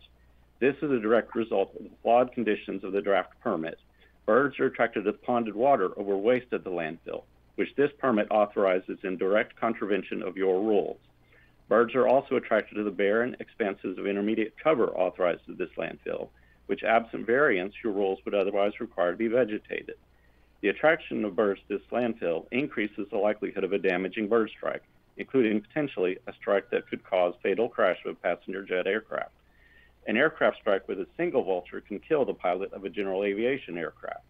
Likewise, the evidence shows birds attracted to the landfill could cause the fatal crash of even a Boeing 737. It is no wonder that every witness with any experience piloting an aircraft into ABIA testified in strong opposition to this expansion. In fact, pilot Gordon Craig, who has more than 200 Boeing 737 landings at ABIA, wondered out loud why the Commission would even consider expanding the life of a facility that is already known in the pilot community to be a bird hazard. In contrast, applicant presented no witness that has ever piloted an aircraft into ABIA. It's easy to dismiss a risk you don't have to take. It is only by luck that a catastrophic crash has not already been caused by this landfill. In addition, the evidence shows that the height of the equipment of the landfill will extend at above the height represented to both the City of Austin and FAA, the heights upon which those agencies commented. These heights create a potential danger to aircraft and contribute to the incompatibility of that landfill with ABIA operations. If you grant this permit, your rules still require you to consider impacts upon the community and address those impacts. To that end, ABIA has asked that the permit include a requirement that the facility adopt and implement a wildlife hazard management plan. The Public Interest Council has joined in that recommendation. Applicant's own expert has testified such a plan would substantially reduce the risk posed by the landfill, and the ALJs have agreed that a plan would enhance the protection of public health and safety. If you grant this permit amendment, you should minimize the hazard posed by this landfill by adopting ABIA's request permit required development and implementation wildlife hazard management plan. If the permit is granted, there is a tremendous amount to be gained by the inclusion of that requirement. Lessons learned from recent disasters demonstrate the need to prevent and mitigate the potentially catastrophic consequences of this permit. We're experiencing a pandemic that was unlikely but foreseeable. That pandemic had disastrous consequences, many of which could have been avoided through proper prevention and mitigation. Likewise, we recently experienced a dramatic winter storm that was unlikely but also foreseeable and forewarned. Many consequences of that storm would have been avoided through proper prevention, mitigation, and agency action. By granting this permit, you would be following ERCOT's path in prioritizing private profit above public safety. We ask that you follow your rules and protect the public through denial of this application. I transfer my time to my co-counsel. Thank you, Mr. Allman. Go ahead, please. Good morning. Good morning, Commissioners and Chairman. My name is Marisa Perales, and I'm here on behalf of TJFA. Can you hear me? Loud and clear. Thank you. Thank you. For the reasons presented by my co-counsel, this requested permit amendment and landfill expansion within the flight path of ABIA should be denied. There's other basic, essential information missing from the application that also warrants denial. Just a couple of quick examples are the failure to provide the information required by your rules regarding water wells within a mile of the facility, failure to identify the uppermost aquifer, and failure to accurately identify the floodplain boundaries. Applicant's own engineer testified that he had relied on obsolete 100-year storm data and FEMA map for purposes of delineating the floodplain in the application. He also claimed to have taken a look at the current regulatory storm data and map, but that information isn't in the application nor in the applicant's evidence for you or anyone else to evaluate. These application deficiencies warrant denial. In the alternative, if the Commission determines that the permit amendment should be granted, then the Commission must acknowledge that this isn't an ordinary Type 4 landfill. Its location and operation make it necessary to require special design considerations and mitigation of existing conditions per Rule 330-61A. This is necessary because the applicant here failed to provide assurance that operation of the landfill will pose no reasonable probability of adverse effects on the health, welfare, environment, and private property, as was their burden under 330-57D. Evidence presented by the protestants reveals that many of the existing permit provisions in landfill components are ineffective. Operation of the landfill has exacerbated the risks associated with this landfill location. Dr. Carmichael, for example, who is the former section manager of the MSW section of TCEQ, explained in detail the hazards created by the applicant's current weekly cover regime. The applicant's understanding of the permit requirements is that weekly cover means that the waste in the working phase must be slightly covered with some sort of material, could be soil or shredded C&D waste materials, at some point within about a 7-day period. But as Dr. Carmichael explained, this doesn't accomplish the objective of weekly cover requirements. It does nothing to minimize the nuisance conditions and hazards created by exposed waste, especially if soil cover is not applied before Sundays when the landfill is left unattended. And we're not simply talking about C&D waste here. It's essentially undisputed that putrescible and other prohibited wastes have made their way into the landfill. So when adequate and timely weekly cover is not administered, putrescible and other prohibited wastes are exposed, which attracts birds. This brings me to waste screening. It's undisputed that the current waste screening measures have not effectively prevented the disposal of prohibited wastes. If waste screening is occurring, there's no real way to tell because the load inspection reports created by the applicant's own on-the-ground operators reveal nothing useful, and photos taken at regular intervals over the course of at least a year reveal the consistent presence of prohibited waste. The same is true of ponded water. Photos reveal that not only is ponded water regularly present on site, but it's allowed to come into contact with the working face of the landfill, creating contaminated water, another bird attractant. Even the groundwater monitoring system is deficient here. An existing background well has already detected contaminants in the form of increasing TDS levels, but not only has this not been addressed, but the application proposes to continue using this well as a background well for the monitoring system. My co-counsel spoke of avoidable disasters. Here we know that there is an increased risk of a disaster, but there are no provisions, no measures to address, mitigate, or attempt to avoid the heightened disastrous risk presented by this landfill. The ALJs and the applicant have characterized the issues raised by protestants as compliance issues. But regardless of the label, even if we refer to these issues as compliance issues, the evidence is relevant in demonstrating the undeniable risks that the landfill presents and that an expansion would exacerbate. If the evidence is not considered during this permit amendment proceeding, then when exactly is the appropriate time to consider these design and operation hazards? One would hope it's not after the disaster has occurred, yet that seems to be the approach proposed here. The application should be denied, but if approved, one cannot reasonably say that the proposed permit amendment and expansion have adequately addressed the risks of disaster presented by the landfill. And the design of the landfill and the proposed permit must be modified to address the increased substantial risks that the evidence has exposed. Thank you. Thank you. And that's the end of the presentation for the protestants. I'm sorry, Chairman, this is Lauren Heiss. I had 50 minutes of comments that I think are still well within the 15 minutes. Ms. Heiss, I'm sorry, and Ms. Perales, thank you for your comments. And I see we've reset the clock for you, Ms. Heiss, so please go ahead. Thank you. Good morning. Again, my name is Lauren Ice, and I'm here on behalf of Texas Campaign for the Environment and the individual aligned protestants, Mr. Adam Elefendi, a pilot, and Gabriel and Christopher Massey, who are siblings that live near this landfill. As my co-counsel explained, this agency has the ability and the obligation to prevent and mitigate the potentially disastrous consequences of this permit. Not only to protect those in aircraft from potential bird strikes, but also to protect those individuals who live every day in the shadow of this landfill. Title VI of the Civil Rights Act prohibits TCQ from discriminating against individuals on the basis of race, color, or national origin when implementing agency permitting programs, such as this solid waste permitting program. The key concept of environmental justice is one that we should all now be familiar with. It includes the recognition that minority communities and low-income communities suffer the health impacts of polluting facilities disproportionately. These communities are often called environmental justice communities, or EJ communities.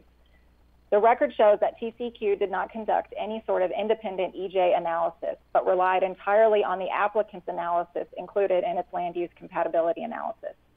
But the applicant also admits that it did not consider race, color, national origin, or other related demographic information that would have helped identify EJ communities and the risks that they face. Under the ALJ's interpretation of TCQ rules, an applicant is not required to consider disproportionate impacts on EJ communities. While the ALJ stopped short of declaring the TCQ rules in violation of Title VI, there can simply be no other interpretation. Either the TCQ must require the applicant to consider disparate impacts on EJ communities, or the TCQ must do it itself. This is not a case of harmless oversight. Protestants offered evidence that demonstrated that the landfill would likely have adverse impacts on EJ communities. Dr. Messino applied EPA's own publicly available EJ screen tool, which is designed to show the likelihood that a population is more vulnerable to or overburdened with environmental harms than the average population. Of the population living within 1 mile of this landfill, 88% are ethnic or racial minorities, and 41% are low income. 5 of the 11 EJ screen indexes scored over 70%, 3 indexes scored over 80%, and the remaining 5 scored over 90%. Dr. Messino concluded that this is a very strong indication that EJ communities will be adversely impacted by this facility's expansion. The applicant does not challenge Dr. Messino's conclusions, but only argues that it did not have to consider these types of impacts on these particular communities. But the ED also admits that the application was not reviewed with reference to race or socioeconomic status of the neighbors. The bottom line is this: if EJ communities and risks were not identified in an adverse impacts analysis, there is simply no way that this land use compatibility analysis could have determined that those communities would not be adversely impacted. The applicant's conclusion is unsupported. TCQ solid waste permits may control pollution, but they do not eliminate or prevent it entirely. Because there was no environmental justice analysis conducted, no attempts have been made to prevent or mitigate the harms that these individuals and their families will face. This is an injustice to these communities, and it is a violation of Title VI of the Civil Rights Act and of TCQ Rule 330.61. We ask that you deny this amendment to address the discriminatory effects of this failure. Thank you, and we're available for any questions. Thank you, Ms. Ice. Appreciate that. I don't have any questions at this point for any of the Protestants Council colleagues. Any questions? Commissioner Lindley? No questions, thank you. Commissioner Janeka? Likewise. That takes us to the Executive Director. I think Ms. Robinson is there. Yes. Good morning, Chairman, Commissioners, General Counsel, Public Interest Counsel, parties, and members of the public. For the record, my name is Amy Robinson with the Environmental Law Division, representing the Executive Director. With me today is Allison Owen of the Waste Permits Division. The Executive Director agrees with the Administrative Law Judge's proposal for decision and recommends that the Commission adopt the order as proposed and then revised by the ALJ. We are available to answer any questions. Thank you. Thank you, Ms. Robinson. I have none. Colleagues, any questions? Commissioner Lindley?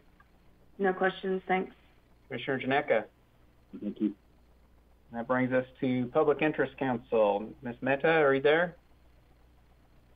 Good morning. I'm Pranjal Mehta. I represented OPIC in the hearing on this application. OPIC agrees with the ALJ's findings and conclusions that the application of Texas Regional Landfill Company LP meets the applicable statutory and regulatory requirements. However, as explained in OPIC's closing brief and the response to PFD, OPIC recommends including 5 special provisions in the site operating plan of the draft permit.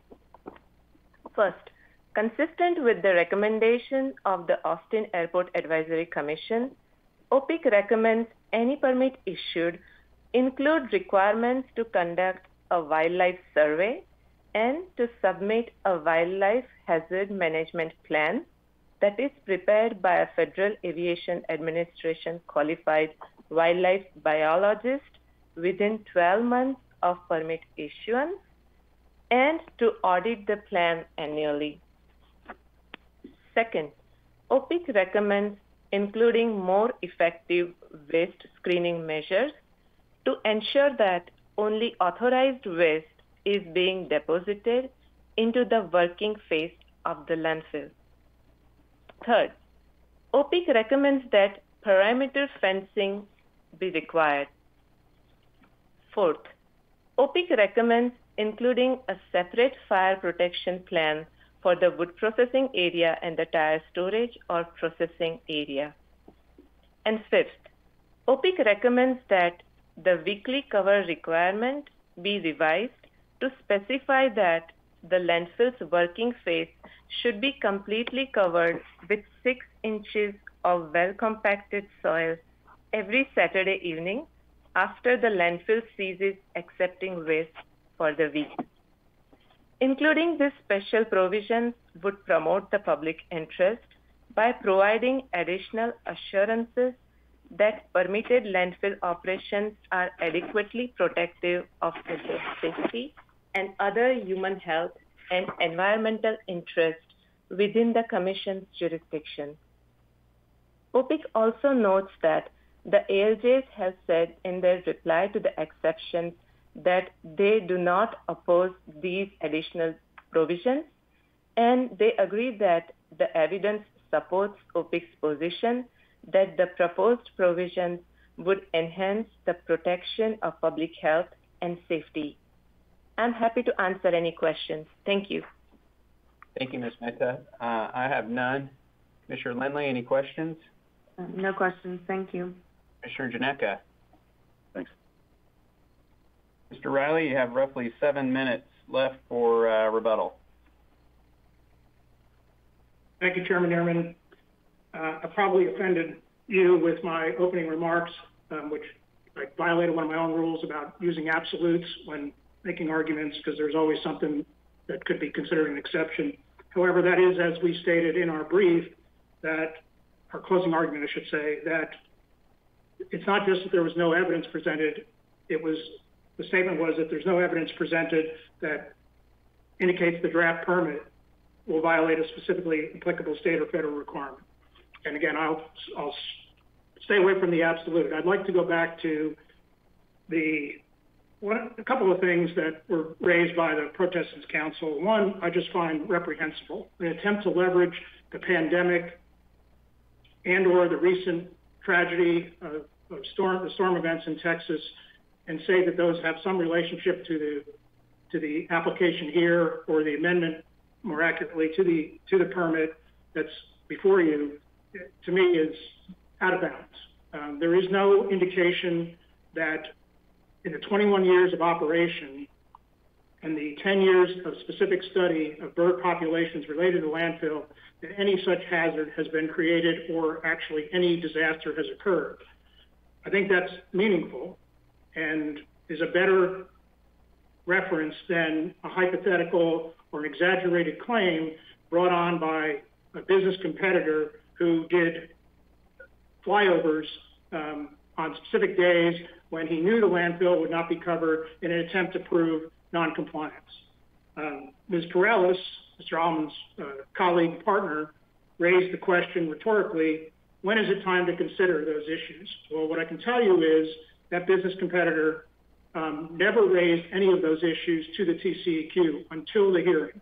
The importance there is if he was aware of noncompliance from his efforts of checking compliance at the landfill. He never brought that to the attention of TCEQ other than through the testimony at the hearing. In other words, he made no complaint. He made no effort to reference the noncompliance to the TCEQ. And if he was correct that there was noncompliance, certainly the opportunity to address those issues would have been in relation to his observations when they occurred, not some couple of years later when he was trying to defeat a competitor's permit application for amendment. Ms. Ice raises the question of environmental justice. The TCEQ has policies on environmental justice that basically refer to inclusion for the purposes of the proceedings that the TCEQ is engaged in, including proceedings such as this. And at this point, there is no requirement, I think, no state requirement, as Ms. Ice conceded, that would elaborate further on any Title VI requirements. And we rest on that premise that the analysis is not required. If it is required in some future time, well, that would be the time to consider it. But at this point, it's neither statutorily required in Texas nor required by the agency's policies or rules. On the specific issues that Ms. Perales referenced, there is a long list. I have a little over 3 minutes to address them. But the overarching point I'd like to make is that most of the issues that Ms. Perales raised specifically in her comments are issues related to the existing landfill footprint, not the expansion area. And while the whole landfill is under review in the context of this case, the issues that are presented are really existing issues that were already reviewed by the agency staff, not just in 1988 when the landfill was originally permitted, but in a 2016 permit amendment that expanded the landfill also. Point being that those issues have been reviewed several times, contested, uncontested. They've been reviewed by agency staff and found not to have merit. And they were found to not to have merit in this case by the ALJ, who examined at length and very carefully each of the issues and the evidence presented by the protestants, and decided that the applicant's prima facie case application and administrative record met the burden placed on the applicant for issuance of this permit amendment. And with that, I will stop my comments. I guess since I have a little more time, I do want to re-emphasize that the only expert in airport bird hazard that testified, who had been actually to the site on at least 2 occasions, testified that he made observations, present tense observations, that confirmed the general requirement that the landfill not accept putrescible waste. The flyovers, which were used by the protestants' experts, again, were specifically chosen for dates when there wasn't human activity at the site, and were largely based on things that could not be seen. A milk jug was considered to be evidence of putrescible waste. A closed trash bag was considered to be evidence of putrescible waste. There was no direct evidence of putrescible waste other than the presence of birds, which, as Dr. DeFusco testified after analyzing the abundant data applicable to the site, concluded that the population of birds at the site was less than background. There was no contest of that. The response was, well, because we see birds on these occasions, that the landfill must attract birds and it must have putrescible waste. Again, no direct evidence of putrescible waste, certainly not from any TCEQ inspection or any other indication other than the photographs and the flyovers that I've already mentioned probably too many times. With that, I'll stand for questions. Thank you, Mr. Riley.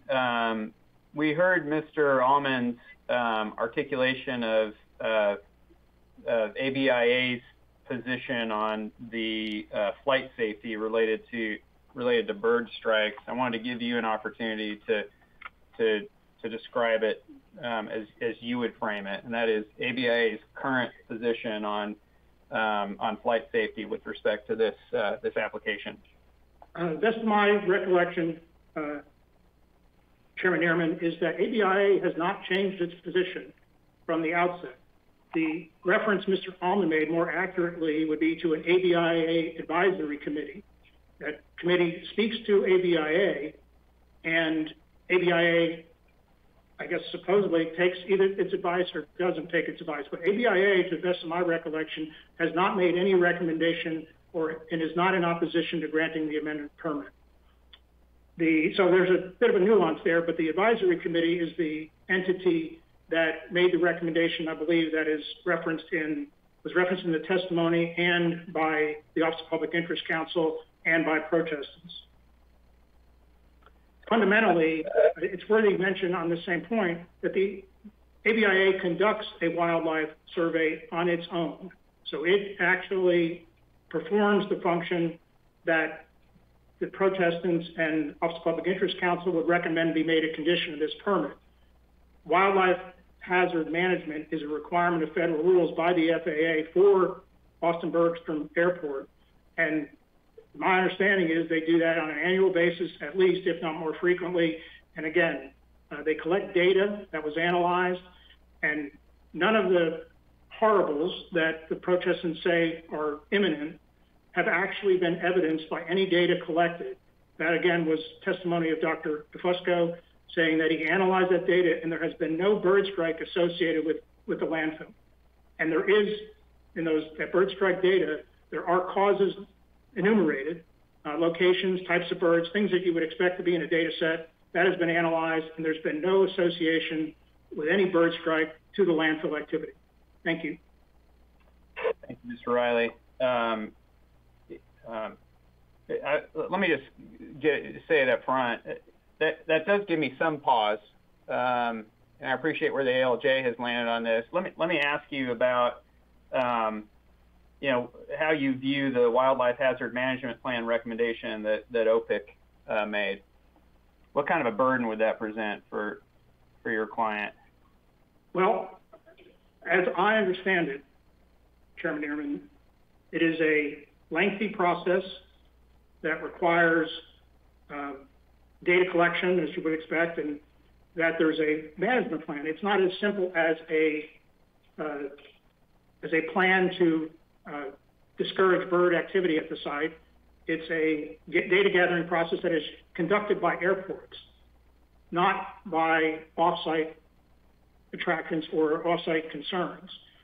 I think the data is already there, Chairman Ehrman. I think the length of time the facility's been in operation, as well as some of the data references I've already mentioned, including a 10-year-long study by the facility itself, data collection, that suffices to answer the question sufficiently that the landfill does not attract birds, the operations are being properly conducted, and again, restating the basic answer is the bird populations at the landfill are less than background, based on the testimony adduced by the applicant and not refuted by the protestants. Thank you, Mr. Riley. I don't have any other questions at this point for you. Commissioner Lindley, any questions for Mr. Riley? No questions, thanks. Commissioner Janeka? None, thank you. I want to stay with this airport safety issue for a moment and ask Mr. Allman if, for a little clarification, if he's, and specifically, I guess, Mr. Allman, if you're aware of any record evidence that Mr. Riley is missing in his characterization of the ABIA's current position on the wildlife hazard or flight safety. Yes, Your Honor. Yes, Commissioner. At the end, the record is the most recent wildlife hazard assessment conducted by ABIA. I'm referencing by ABIA, not the advisory commission, in which ABIA identified hazards in the area, and it did identify the landfill as a wildlife hazard in the vicinity of the facility. That was a determination by ABIA. And as for whether a wildlife hazard management plan is only done by airports, The applicant's own expert, Dr. DeFusco, commented he has developed such a plan for facilities. There is an article by him on a plan he developed for a waste management facility near the airport in Louisville, Kentucky. And he did testify these types of plans are developed, they are implemented at landfills, and they cause a substantial reduction. For instance, even just growing grass at a landfill can discourage birds. It's basic measures like that that could be implemented here and reduce the attractiveness significantly. Thank you, Mr. Allman. Let me pose a slightly different question. What is ABIA's current position as to whether or not the facility is compatible with flight safety? ABIA's comments are clear that it is not the decision maker on a permit, so it simply says that it's not the one to make a decision as to whether a permit should be granted or denied, while at the same time asking that a wildlife hazard management plan be required of the facility. Okay. Thank you, Mr. Allman.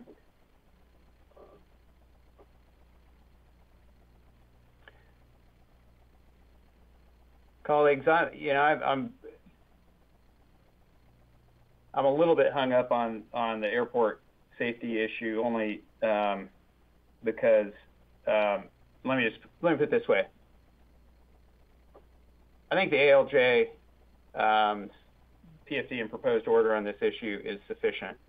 As a matter of law, my question is, would it be prudent to go above and beyond that and require an additional wildlife hazard management plan? And I think I hear I'm hearing and read in the record some mixed evidence on that.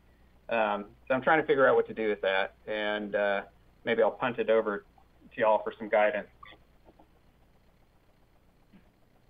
I was trying to find the comments when folks were talking, and what I found is that what's already been stated, that ABIA, recommended that a provision be added to the draft permit requiring the wildlife hazard management plan. But they did go on to say that the probable impact of the proposed project upon operations at ABIA does not appear to negatively impact airport operations. Well, I kind of consider them the expert on that, just personally. The wildlife management plan isn't required. I don't know if I'm comfortable requiring it yet or not. I'll wait and see kind of what you gentlemen want to think. I think if you guys want to go down that road of requiring it, maybe, if it is a significant amount of data that has to be done, all that kind of stuff, maybe we give it more than 1 year. I mean, I don't know. I'm not really completely clear on what all has to be in that management plan. It sounds like there's years worth of data showing things already, but then it sounds like there's also a lot of data that would still be needed. And I could have misunderstood that. That's just what I gathered. So, if we're gonna require them to do a plan, I would like for it to be correct. And so, if more than a year is needed, then I would like to offer a little more grace than a year. I don't know if grace is the right word. Allow them more than a year to get that plan thoroughly vetted, or whatever you want to call it. But again, my initial knee-jerk reaction is,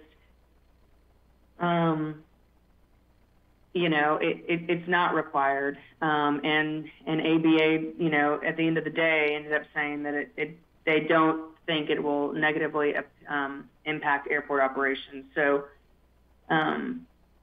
I tend to agree with the ALJ's, their recommendation for adopting the PFD, and I'll stop there. Thank you, Commissioner Lindley. And to be clear, I don't have a position on this yet. I'm developing a position, but I certainly appreciate your comments. And I would point out it's not only ABIA, it's the Federal Aviation Administration as well. And as a general matter, I'm reluctant to impose requirements above and beyond, what I believe are the absolute legal requirements Commissioner Janecka, what do you think? You took the words right out of my mouth, Chairman, referencing the Federal Aviation Authority findings, their participation in this matter. I think that's a really big pillar in my mind. In my view, they're a very conservative federal partner in terms of making these decisions. They don't make them lightly, and I'm troubled by the prospect of any facility with the potential for bird attractants to be sited anywhere near any of our aviation facilities. However, I'm not sure that I'm convinced in this matter that there really is compelling evidence that there is a justification to overrule the ALJ's findings on this one. The recent inspection report or recent facility inspection just prior to that hearing on the merits, I think weighs heavily in my mind as well. There, I would be much more reasonably comfortable. Let me say. Requesting that executive director staff kind of embark into this policy space as a matter of looking at state policy, whether it might be prudent to require and solicit from any facilities, type 4 landfills or similar in proximity to airports. I'm not sure that there's a compelling red flag that it needs to be inserted in this particular case. That's kind of where I am generally at the moment, but eager to continue to hear your book. Yeah, thank you, Commissioner Janecka and Commissioner Lindley. That helped me hearing your thoughts, and I think that helped me form a position, which is that I would not ask the applicant to do that as part of this amendment. I had a thought that just escaped me, but let me do this. I have sort of some notes on my analysis of this PFD as a whole that I'd like to step through, and then we can gather up. Feel free to interrupt me at any time. I want to begin with the burden of proof, and it's, to be clear, it is the applicant that bears the burden of proving that the draft permit meets all of the legal requirements and is protective of public health and the environment. And under Senate Bill 709, as we heard, the application, the draft permit, and the supporting documents constitute prima facie evidence that the applicant has met its burden. In other words, it's accepted until it's rebutted.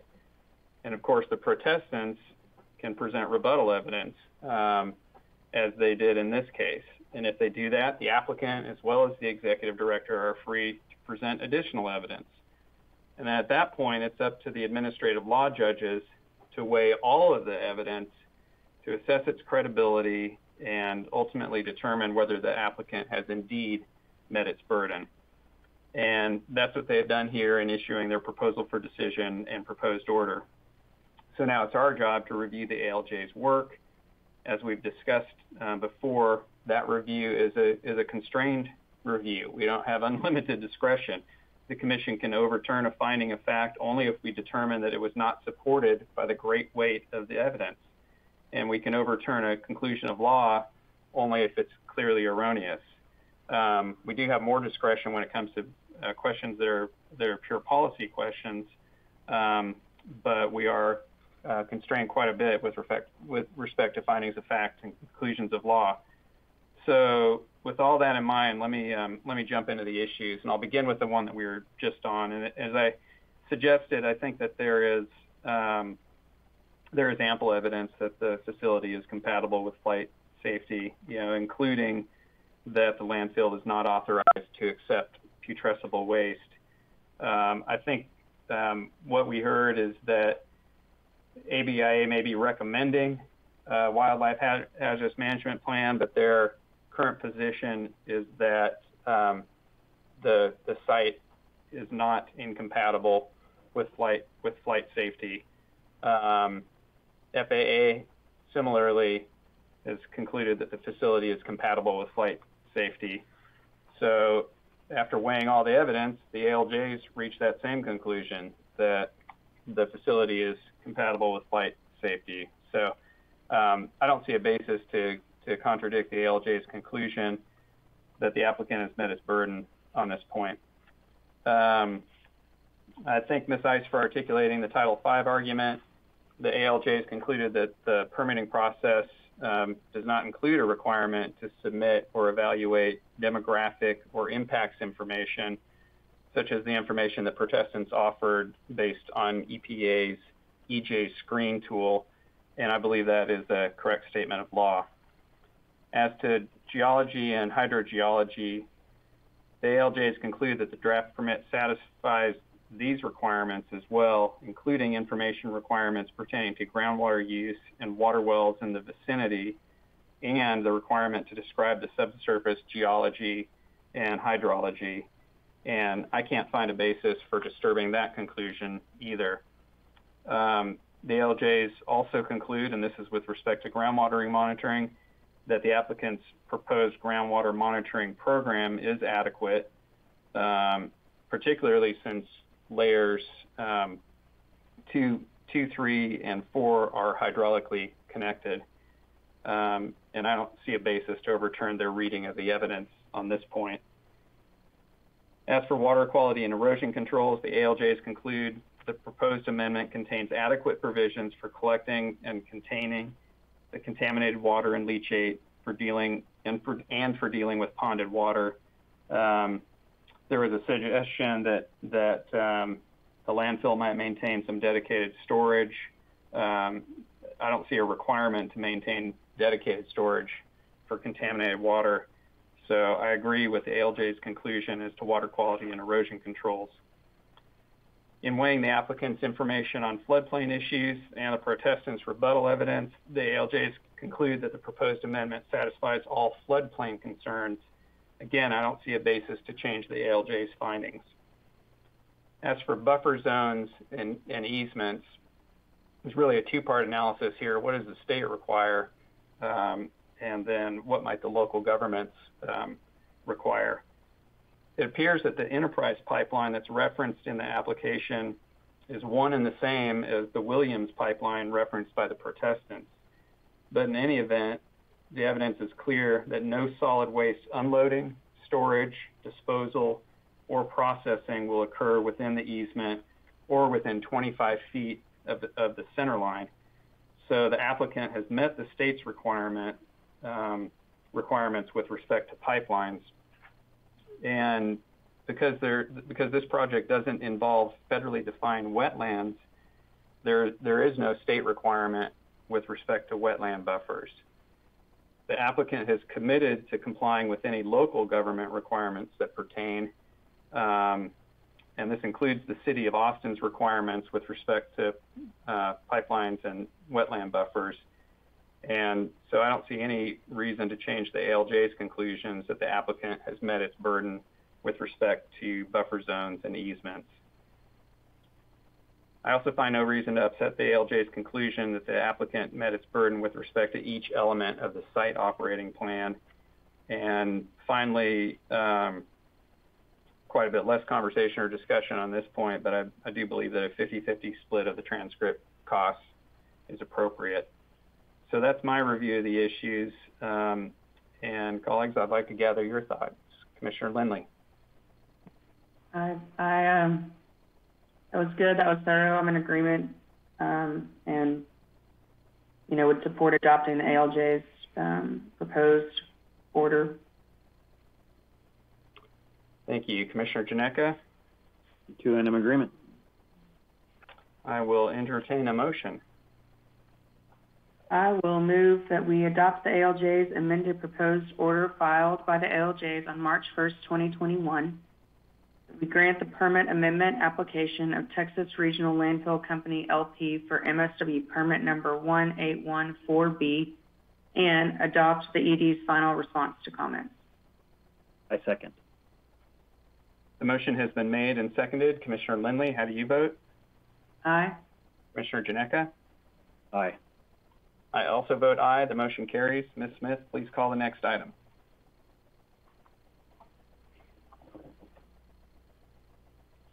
Item number 2 is consideration of the ALJ's proposal for decision and proposed order concerning the application of Lone Star Port LLC for air quality permit number 157150. The applicant should go first, followed by protestants, the ED, and then OPIC.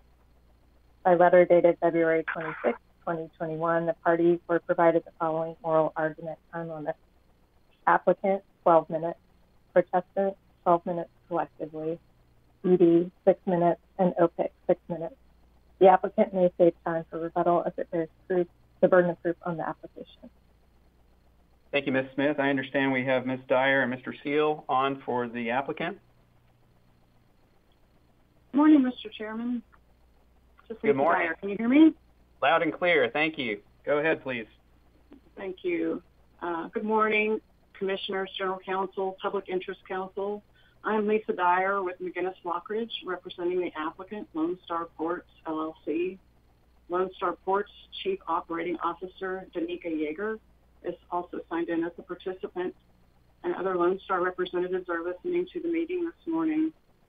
And as the Chairman indicated, my co-counsel, Derek Seal, is also on the line. Lone Star appreciates your time today and expresses its appreciation to the TCEQ air permitting and environmental law teams who have worked on the permit application before you. Lone Star Ports seeks authorization through its minor source air permit application for an onshore marine loading terminal on Harbor Island near Corpus Christi.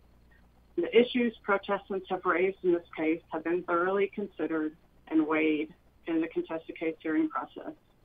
Not only have protestants had a meaningful opportunity to participate in the permitting process, meaningful participation has occurred. After evaluating the evidence from the one-day hearing on the merits, the ALJs prepared a proposal for decision recommending issuance of the draft permit without any changes. The ALJs concluded that Lone Star Ports has met its burden of proof and has shown the application meets all applicable federal and state legal and technical requirements, including the ACT and protectiveness demonstration. Lone Star Ports, the ED, and OPIC did not file any exceptions to the proposal for decision, and the ALJ subsequently rejected protestants' exceptions. Lone Star Ports supports the ALJ's PSD and proposed order. The thorough evidentiary record in this matter provides a strong basis for the ALJ's recommendations in the PSD and proposed order, and for the commissioners to issue the draft permit without any changes. The overarching themes of this case are clear and based on the evidentiary record, and I will just enumerate them briefly. The ED followed TCEQ's established permitting process in evaluating the application. The application is complete and properly did not include unknown or hypothetical sources of emissions. The permitting process allows TCEQ to evaluate any future changes against the same requirements that apply to each and every permit application. The draft permit would authorize sources represented on the site plan that were modeled. There's no requirement to aggregate the terminal with any other emission sources. In fact, TCEQ is statutorily barred from aggregating these facilities at issue in this case, which are more than 1/4 mile apart, 6 miles and 18 miles to be specific. And finally, applicable guidance as to what property is considered adjacent does not support aggregation. Lone Star respectfully requests the commissioners adopt the executive director's response to comments, the ALJ's proposal for decision and proposed order, and issue the draft permit. I would like to reserve remaining time for rebuttal and would be happy to answer any questions. Thank you, Ms. Dyer. I have none right now. Commissioner Lindley, any questions? No questions, thank you. Thank you. Commissioner Janeka? Out of this time, thanks. Thank you. So we'll hear next from protestants, and I believe Mr. Ream is on the line. Good morning. I hope everyone can hear me clearly. Loud and clear. Thank you. Go ahead, sir. My name is Ben Rem. I'm an attorney with Jackson Walker representing the Port Aransas Conservancy, or PAC. Our concerns are fairly straightforward. PAC simply wants the permitting process to be transparent and to clearly identify what the applicant actually intends to build. This is not too much to ask, and in fact, it is what the law anticipates when it grants due process rights to citizens who will be affected by permits issued by TCEQ.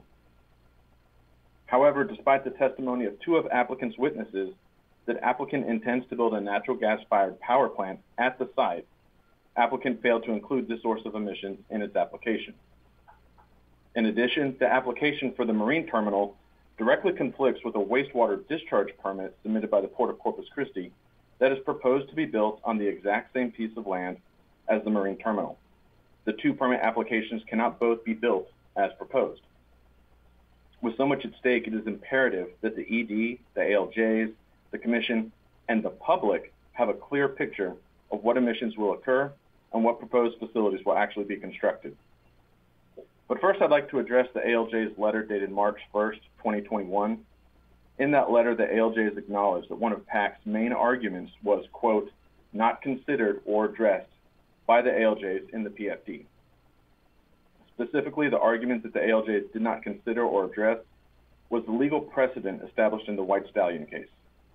The ALJ's letter indicates that the reason our argument was not considered or addressed in the PFD was that we first raised it in our reply to closing arguments, and it was not included in the evidentiary record. In fact, the order issued by the Travis County District Court in the White Stallion case was one of our pre-filed exhibits, and that's Exhibit PAC 307.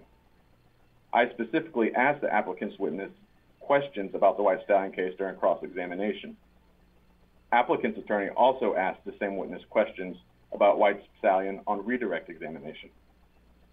Furthermore, the concerns that led to the holding in the White Stallion case, namely that protestants should have the opportunity to have a hearing on what the applicant actually intends to build, those issues were raised throughout our closing arguments. 6 times in our closing arguments, PAC argues that the application is different from what the applicant actually intends to build. So there's no question that the White Stallion case was included in the pre-filed evidence and was part of the contested case hearing through both cross and redirect examination. The legal issues that were addressed in the White Stallion case were discussed in closing arguments, and the specific wording of the order from the Travis County District Court was quoted in our reply to closing arguments. Finally, even if the ALJ's contention was correct that the White Stallion precedent was only raised in our reply to closing arguments, I'm not aware of any statute or law which allows them to discount the legal precedent and fail to consider or address this issue. For these reasons, at a minimum, the PFD should be remanded back to the ALJs to consider this issue, which the ALJs have acknowledged they did not consider or address in their PFD. Procedurally, it'd be improper for the Commission to address for the first time an issue raised in the contested case hearing that is not addressed in the PFD. Even further, the matter really should be remanded back to the ED to consider this permit application in light of this binding legal precedent. As it pertains to the electric generating unit, we know from the testimony of 2 of applicant's witnesses, Mr. Dill and Mr. Mayer, the applicant intends to build a natural gas-fired power plant for the marine terminal, and the applicant is contractually obligated to build that natural gas power plant. However, when TCEQ's witness was asked if the TCEQ just doesn't care whether all of the known emission units are reflected in the permit application, the TCEQ's witness said, "No, we do not. We review what is given to us." Now, I understand that from a practical perspective, it would be completely unreasonable to expect the ED to undertake an investigation every time someone submits a permit application to inspect contracts and to anticipate future construction plans. That's just not feasible. But that's not what we're asking TCEQ to do here. In this case, the evidence is right in front of us. The applicant's witnesses have testified. There is a contract describing the intended operation of the marine terminal. I urge the commissioners to closely review Appendix 5 to PAC Exhibit 300, which sets out confidential facts that bear on your decision. However, at this point, the TCEQ has refused to look at this evidence because it is not included in the application. And if one of the goals of the permitting process is transparency, this approach of not considering all of the evidence does not get us there. Likewise, the ED failed to consider the fact that the proposed site plan for this application sits on the same land where the Port of Corpus Christi Authority has proposed to construct a desalination plant. The proposed air permit would authorize the construction of a marine terminal with 2 docks where very large crude carriers will be loaded with crude oil. The wastewater permit seeks to have a discharge pipeline, which is located in the exact same location as the dock for the very large crude carriers. The 2 physically cannot exist at the same time. In order to accommodate the desalination plant, if that is permitted, the applicant would be required to change the layout of the docks, which necessitates moving emission points. Now, I could spend a lot of time discussing the facts and the holding in the White Stallion case, but I don't think it makes much sense to do so since those arguments were not considered by the ALJs. What I will say is that the arguments that the ED and the White Stallion made in that case from 10 years ago, that the TCEQ can only consider what is in the permit application and that evidence outside of the application is not relevant to the ED's review, those arguments were rejected by the Travis County District Court and were subsequently rejected by both the Third Court of Appeals and the Texas Supreme Court. If the applicant, the ED, and the ALJs agree with our interpretation of White Stallion, then the PFD should be revised to reflect that holding. If there is a disagreement among the parties regarding the legal ramifications of this case, then that is exactly why we need the ALJs to weigh in and consider this issue. Even though the ALJs decided not to address the White Stallion case in this PFD, it is still binding on TCEQ, and I am confident it will continue to be binding of the Travis County District Courts. Again, I respectfully urge the Commission to remand the application back to the ED for further consideration of the emission sources that applicant actually intends to build.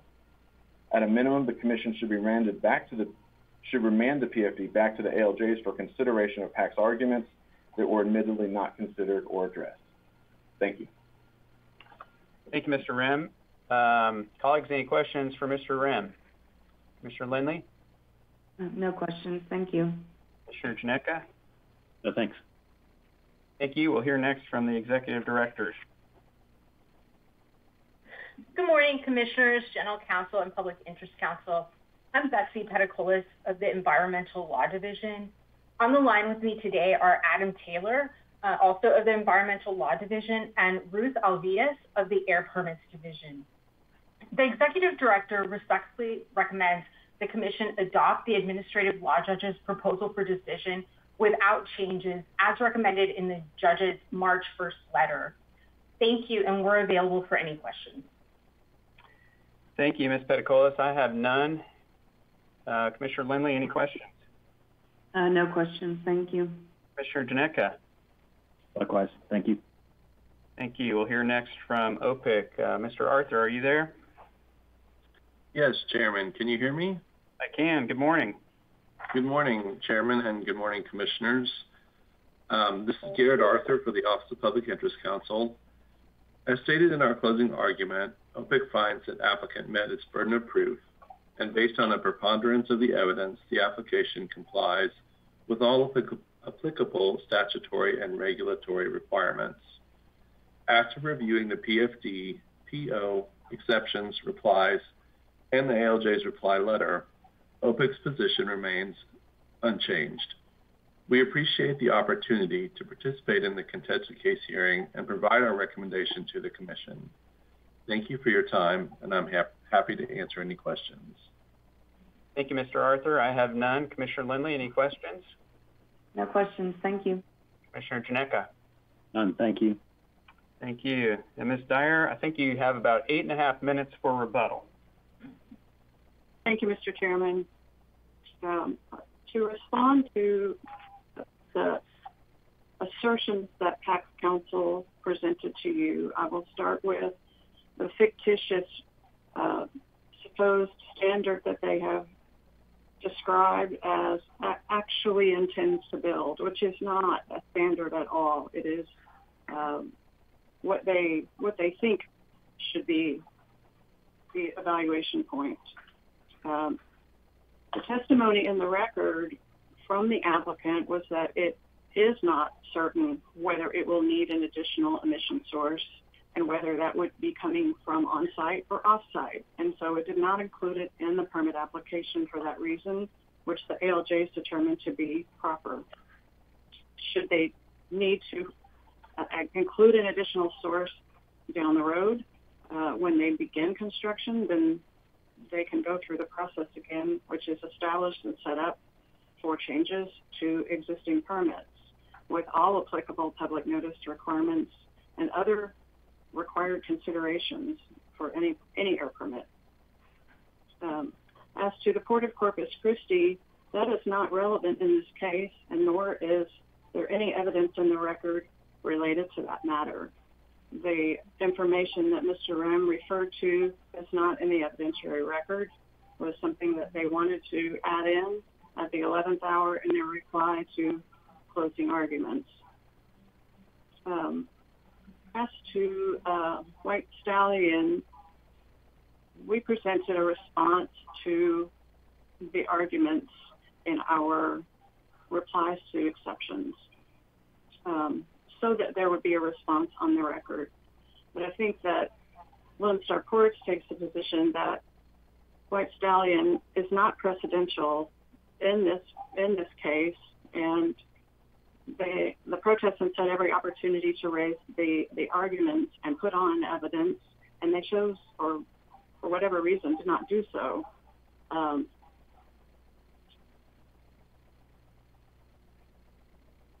The confidential facts that Mr. Rim referred to have no bearing on the application.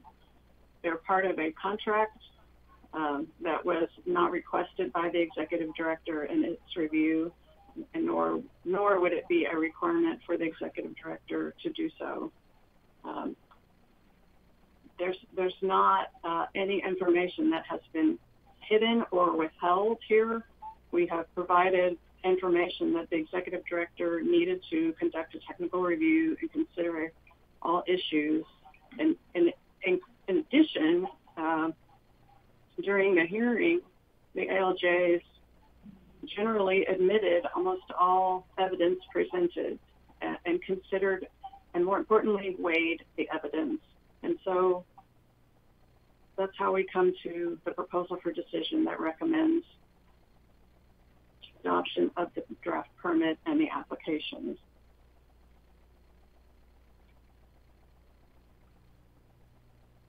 Thank you, Ms. Dyer. Go ahead, ma'am. One last comment would be that there is no basis here to reconsider the ALJ's conclusions, and no remand would be appropriate.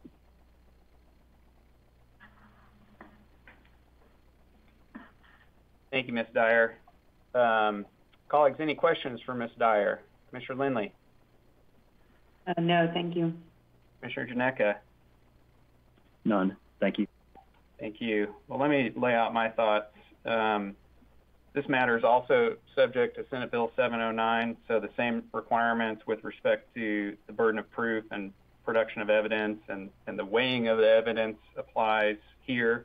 So for brevity, I'll just refer back to my comments on item 1 on those topics and won't repeat them here.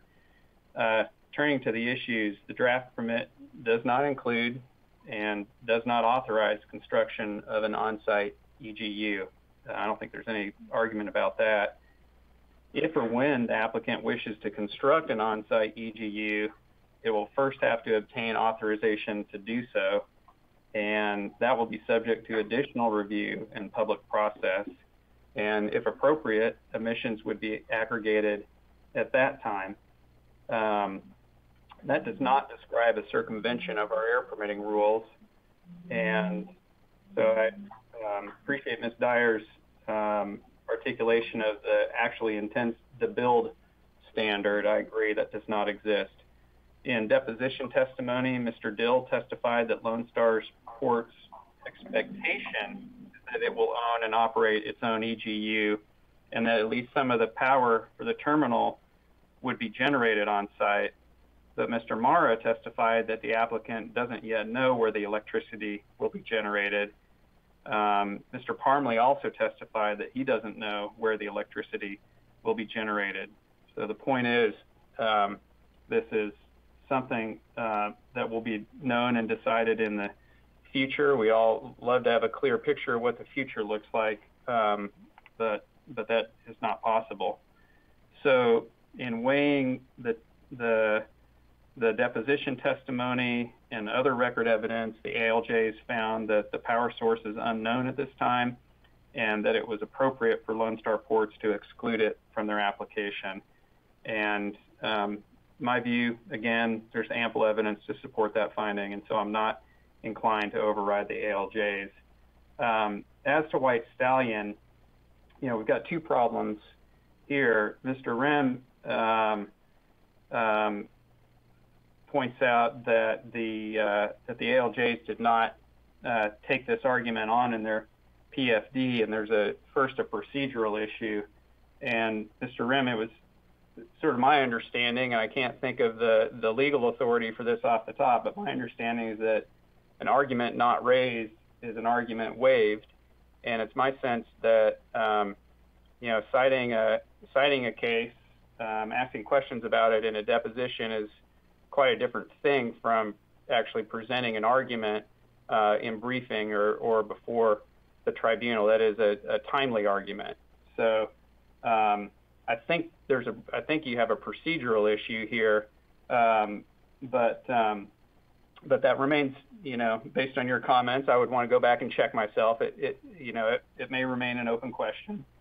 But I did look at White Stallion and its facts and the facts of this case, and they're different cases. So I think White Stallion is inapplicable here in any event, if procedurally you get to that argument, which is I think doubtful. So that's my analysis of the first issue, the EGU emissions piece of this. As to the site plan, there's record evidence that the applicant submitted 3 site plans as part of its application. That's an initial plan and 2 revised plans. And there's record evidence that the permit review, and specifically the air quality analysis, was based on the latest revised plan. And so the ALJs found that the applicant has not made post-review site plan changes. So I have no basis to upset the ALJ's findings on that issue. And finally, the next main substantive issue is aggregation with other facilities. And we're looking at three different facilities here. The first one is the Harbor Island facility, and Access withdrew its application for an air quality permit for that facility. So there is no pending or authorized emissions to aggregate with as it relates to the Harbor Island facility. And I think that position is both reasonable, so that we're not aggregating speculative emissions, and it's also the best reading of the law. And that law, by the way, is couched in the present tense. It's not. It doesn't look into the future. So that leaves the Aransas Port Staging Facility and the Midway Hub Facility. The ALJs conclude that the Commission is prohibited under Texas Health and Safety Code, Section 382.051694, from aggregating these facilities because they are more than a quarter mile from the proposed facility. We just heard Ms. Dyer articulate the same argument. The Executive Director has reached the same conclusion. Public Interest Council reached the same conclusion. The protestants urge that this section is inapplicable here because it applies only with respect to a source in a permit by rule or a standard permit. And so, colleagues, I tried to parse this, and when I look at the statute, I see that it prohibits aggregation of one facility with another facility, quote, for purposes of consideration as an oil and gas site, a stationary source, comma, or another single source in a permit by rule or standard permit. And in my reading, I think the or, along with the commas, are pretty key here.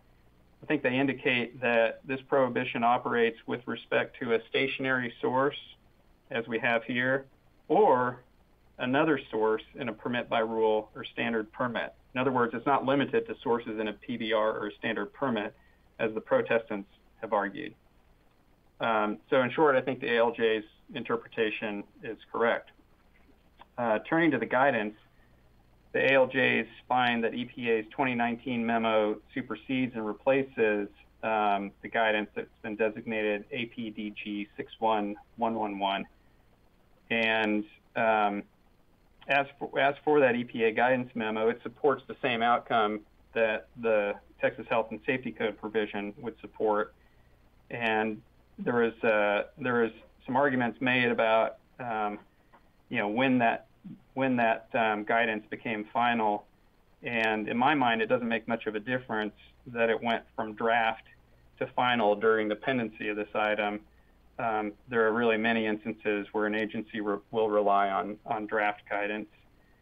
So, so in my mind, the question is all about the statute and not so much the guidance. And again, I think the ALJ's got that right. Finally, the transcript costs. I think the ALJ's recommendation on transcript costs is both reasonable and consistent with past practice. So that's my rundown of the issues. And let me pause there and gather yours. Commissioner Lindley. I'm in agreement on everything you said. Thanks for laying that out. Thank you. Commissioner Janeka. Likewise. I think you hit all the salient points in my review as well, Chairman. Thank you for that. And I'd be prepared to make a motion if y'all are ready.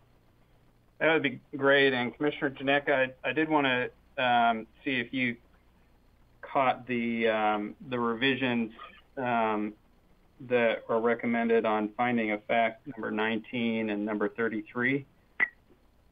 Thank you for pointing that out. I did find some needed revisions that would improve the accuracy of referencing some of the date of referral, for instance, in finding of fact number 19 occurring on April 1st rather than April 6th, and then finding of fact number 33 correcting the year on the request that was referenced in that finding of fact. Thank you, Commissioner Janeka. I think we're ready for a motion. Mm-hmm. I move that we adopt the ALJ's proposed order with the following modifications. In finding of fact number 19, change the date from April 6, 2020 to April 1, 2020 to reflect the correct date that LSP requested direct referral of this matter, and in finding of fact number 33, change the year 2020 to 2021 and change Roman numeral 3 to 4 to reflect that Ben F. Vaughn IV's request to withdraw was granted on January 8, 2021. I further move that we grant the permit application of Lone Star Ports LLC for new air quality permit number 157150, and finally move that we adopt the ED's response to comments. I second. The motion has been made and seconded. Commissioner Lindley, how do you vote? Aye. Commissioner Janeka? Aye. I also vote aye. The motion carries. Colleagues, we've been at this for several hours now. I'm going to propose that we take a short break and reconvene at 12:25, if that works for you. That sounds great. Great. With that, we stand in recess.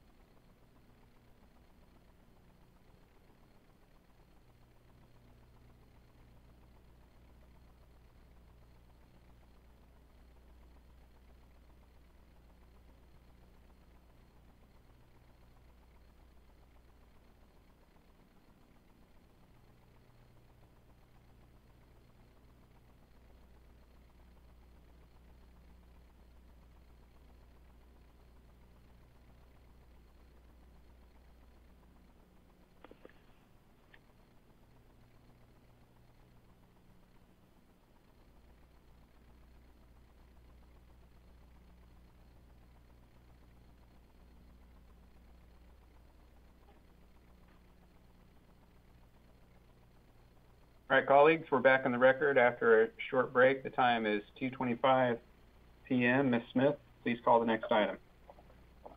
Item number 3 is the consideration of the ALJ's proposal for decision and proposed order assessing administrative penalties against Shrishub LLC doing business as Superfood Mart.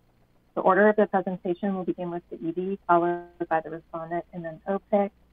By letter dated February 26, 2021, the parties were informed that they would have 5 minutes of oral argument time in accordance with the Commission's standard practice. The ED may save time for rebuttal as the ED bears the burden of proof. Thank you, Ms. Smith. And I understand Mr. Mullins is here for the Executive Director. Yes, Mr. Chairman. Good morning. Go ahead. Yes, sir. Good afternoon, Mr. Chairman, Commissioners, General Counsel, and Public Interest Counsel. My name is Christopher Mullins, and I am an attorney in the Litigation Division, representing the Executive Director in this matter. With me today are Jake Marks of the Litigation Division, TCEQ Investigator Christian Winsky, and Rob Norris of the Financial Administration Division. This enforcement action involves 2 violations. First, for failure to monitor the underground storage tanks for releases, and second, for failure to designate, train, and certify at least one named individual for each class of operator. After an evidentiary hearing on October 27, 2020, the administrative law judge found the Executive Director proved that the respondent committed the alleged violations. Further, the Executive Director demonstrated that the administrative penalty was calculated properly in accordance with the applicable TCEQ penalty policy and the Texas Water Code. The administrative law judge also agreed with the Executive Director that respondent did not demonstrate that its financial circumstances supported its financial inability to pay claim. The Executive Director filed minor exceptions to the administrative law judge's proposed order. Respondent did not file any objections or respond to those raised by the Executive Director. The administrative law judge filed a letter agreeing with the Executive Director's minor exceptions. Therefore, the Executive Director recommends adoption of the administrative law judge's proposed order with the changes stated in the Executive Director's minor exceptions. These changes are intended only to clarify the order and to correct minor errors that do not affect the disposition of the case. I would like to reserve the remainder of my time for rebuttal if necessary. Thank you. Thank you, Mr. Mullins. Colleagues, any questions for Mr. Mullins? No. Okay. Thank you. So we'll hear next from the respondents, and I understand, and forgive me for any mispronunciation, but I understand that Suresh Gokavarapu is on the line for the respondents. Are you there? Yes, I joined. Good. Well, good afternoon, and good afternoon. Thank you. The floor is yours. The time is yours. So please go ahead. Okay. Like we mentioned earlier, these Mr. Mullins was looking for inventory records, and our Shrishub LLC has contracted that the business to a third party called Martin Eagle. So that's why we were not able to get the inventory reports and present to the TCEQ. So if you can, consider that issue and reduce the penalty, that would be helpful. We tried to reach Martin Eagle, but that business was overtaken by a company called 7-Eleven. So that's why we got, and this is a old request, like 4 years or 5 years old request. And we are not owning the gas station right now, so it's very difficult unless TCEQ puts them on the law enforcement. Then only I think they will reply.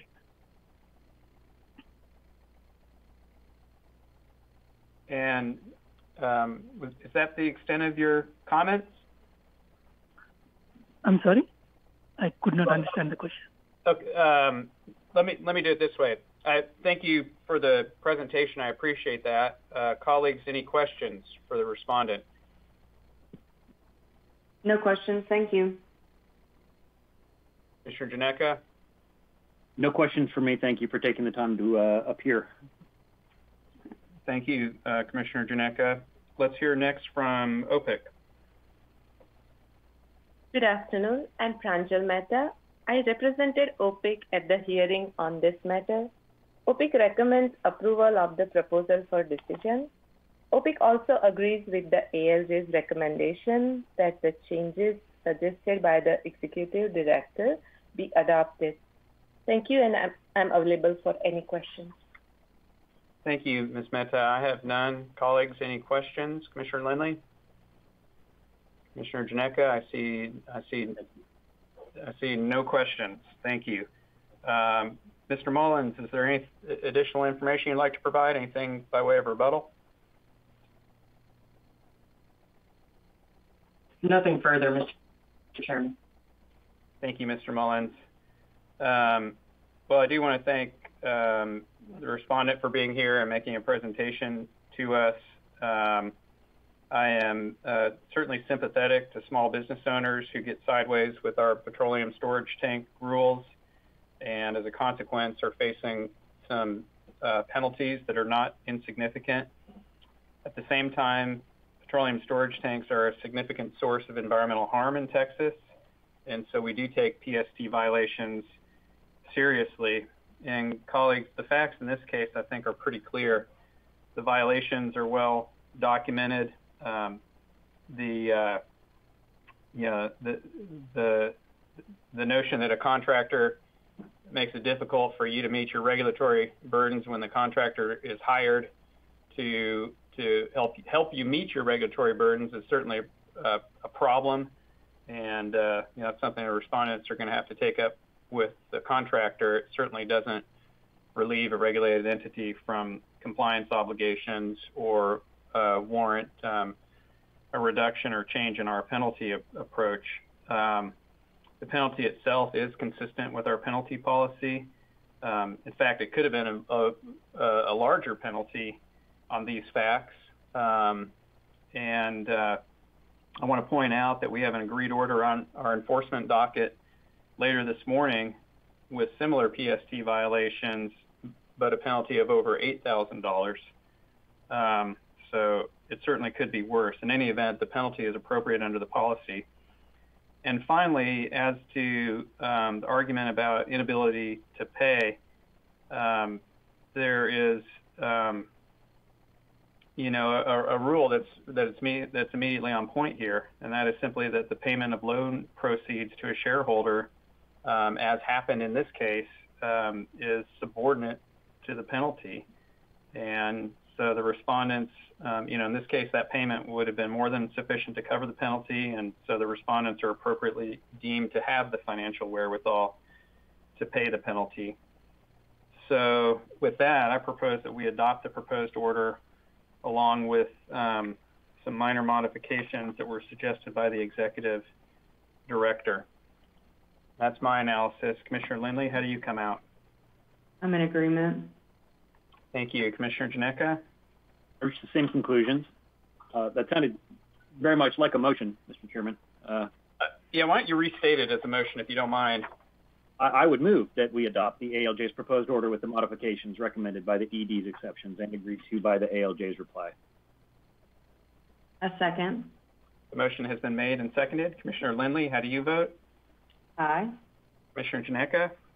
Aye. I also vote aye. The motion carries. Ms. Smith, please call the next item. Item number 4 is the application by HK Real Estate Development, LLC for new TPDES permit number WQ001-578-4001. The parties have been notified that the commissioners will not take oral argument but may ask questions. Those who have signed in will be noted for the record. Thank you, Ms. Smith. And for the benefit of those who are unfamiliar with our process, we have a two-part analysis for considering requests for contested cases. First, we consider whether the requesters have met the procedural and substantive requirements to be entitled to a contested case. And then, assuming that at least one requester has met the requirements, we then consider which issues are appropriate to refer for hearing. So part 1 is about who gets a hearing, and part 2 is about which issues are referred. Requesters who are affected in a manner different from the general public and who have articulated personal concerns that are relevant and material to the permit and have done so both in timely comments and a timely hearing request are entitled to a hearing. Governmental entities must also have an interest under their statutory authority that is relevant to the application. And associations can establish standing if, in addition to articulating relevant and material issues in timely comments and a timely hearing request, they identify a member who would otherwise have standing in their own right. The associations also have to demonstrate that the interests that they seek to protect in the contested case are germane to the organization's purpose. And a final requirement that I'll note is that the participation of the member identified is not required for the hearing. So those are sort of the ground rules for who's entitled to a hearing. And colleagues, on this item we have 7 requesters. 2 are individuals who live more than 3 miles from the proposed facility and discharge route, and who therefore would not be affected in a manner different from the general public. There's a 3rd who failed to provide his address, and I think it's pretty clear we're compelled to deny those requests. In addition, the City of Martindale has requested a hearing, but the discharge route travels more than 5 miles from the discharge point before reaching Martindale city limits. So it's my view that the city lacks authority under state law over the issues raised in the application. So I think we're compelled to deny Martindale's request also. The City of San Marcos requested a contested case hearing. The proposed facility and at least the first mile of the discharge route are all within San Marcos's extraterritorial jurisdiction, and the city has local government authority over issues within its ETJ that are contemplated by the application. So I would grant the request of the City of San Marcos. And finally, we have two associations, the San Marcos River Foundation and the Texas Rivers Protection Association have each requested party status at the hearing.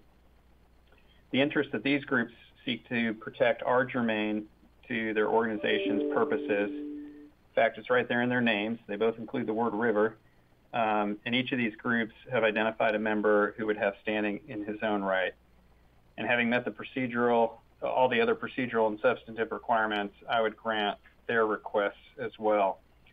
So we have the City of San Marcos and the two associations that I would grant their hearing. And let me pause right there and see how my colleagues came out. Commissioner Lindley?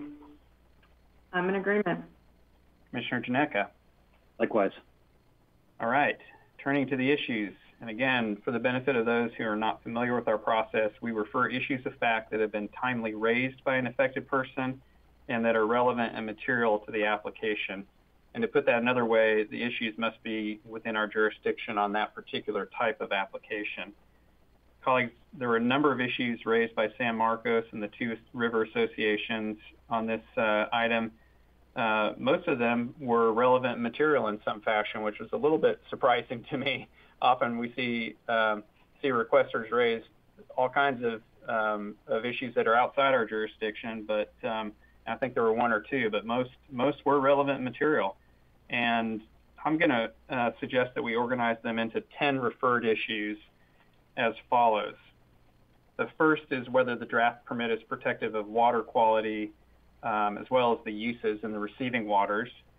The second is whether the draft permit is protective of the health of the association members and the city residents who live in proximity to the proposed facility and discharge route. Third, whether the commission should deny or change the terms or conditions of the permit based on need. That is, the need, it's a policy as articulated under section 26.0282 of the Texas Water Code, or a policy favoring regionalization under Texas Water Code section 26.081.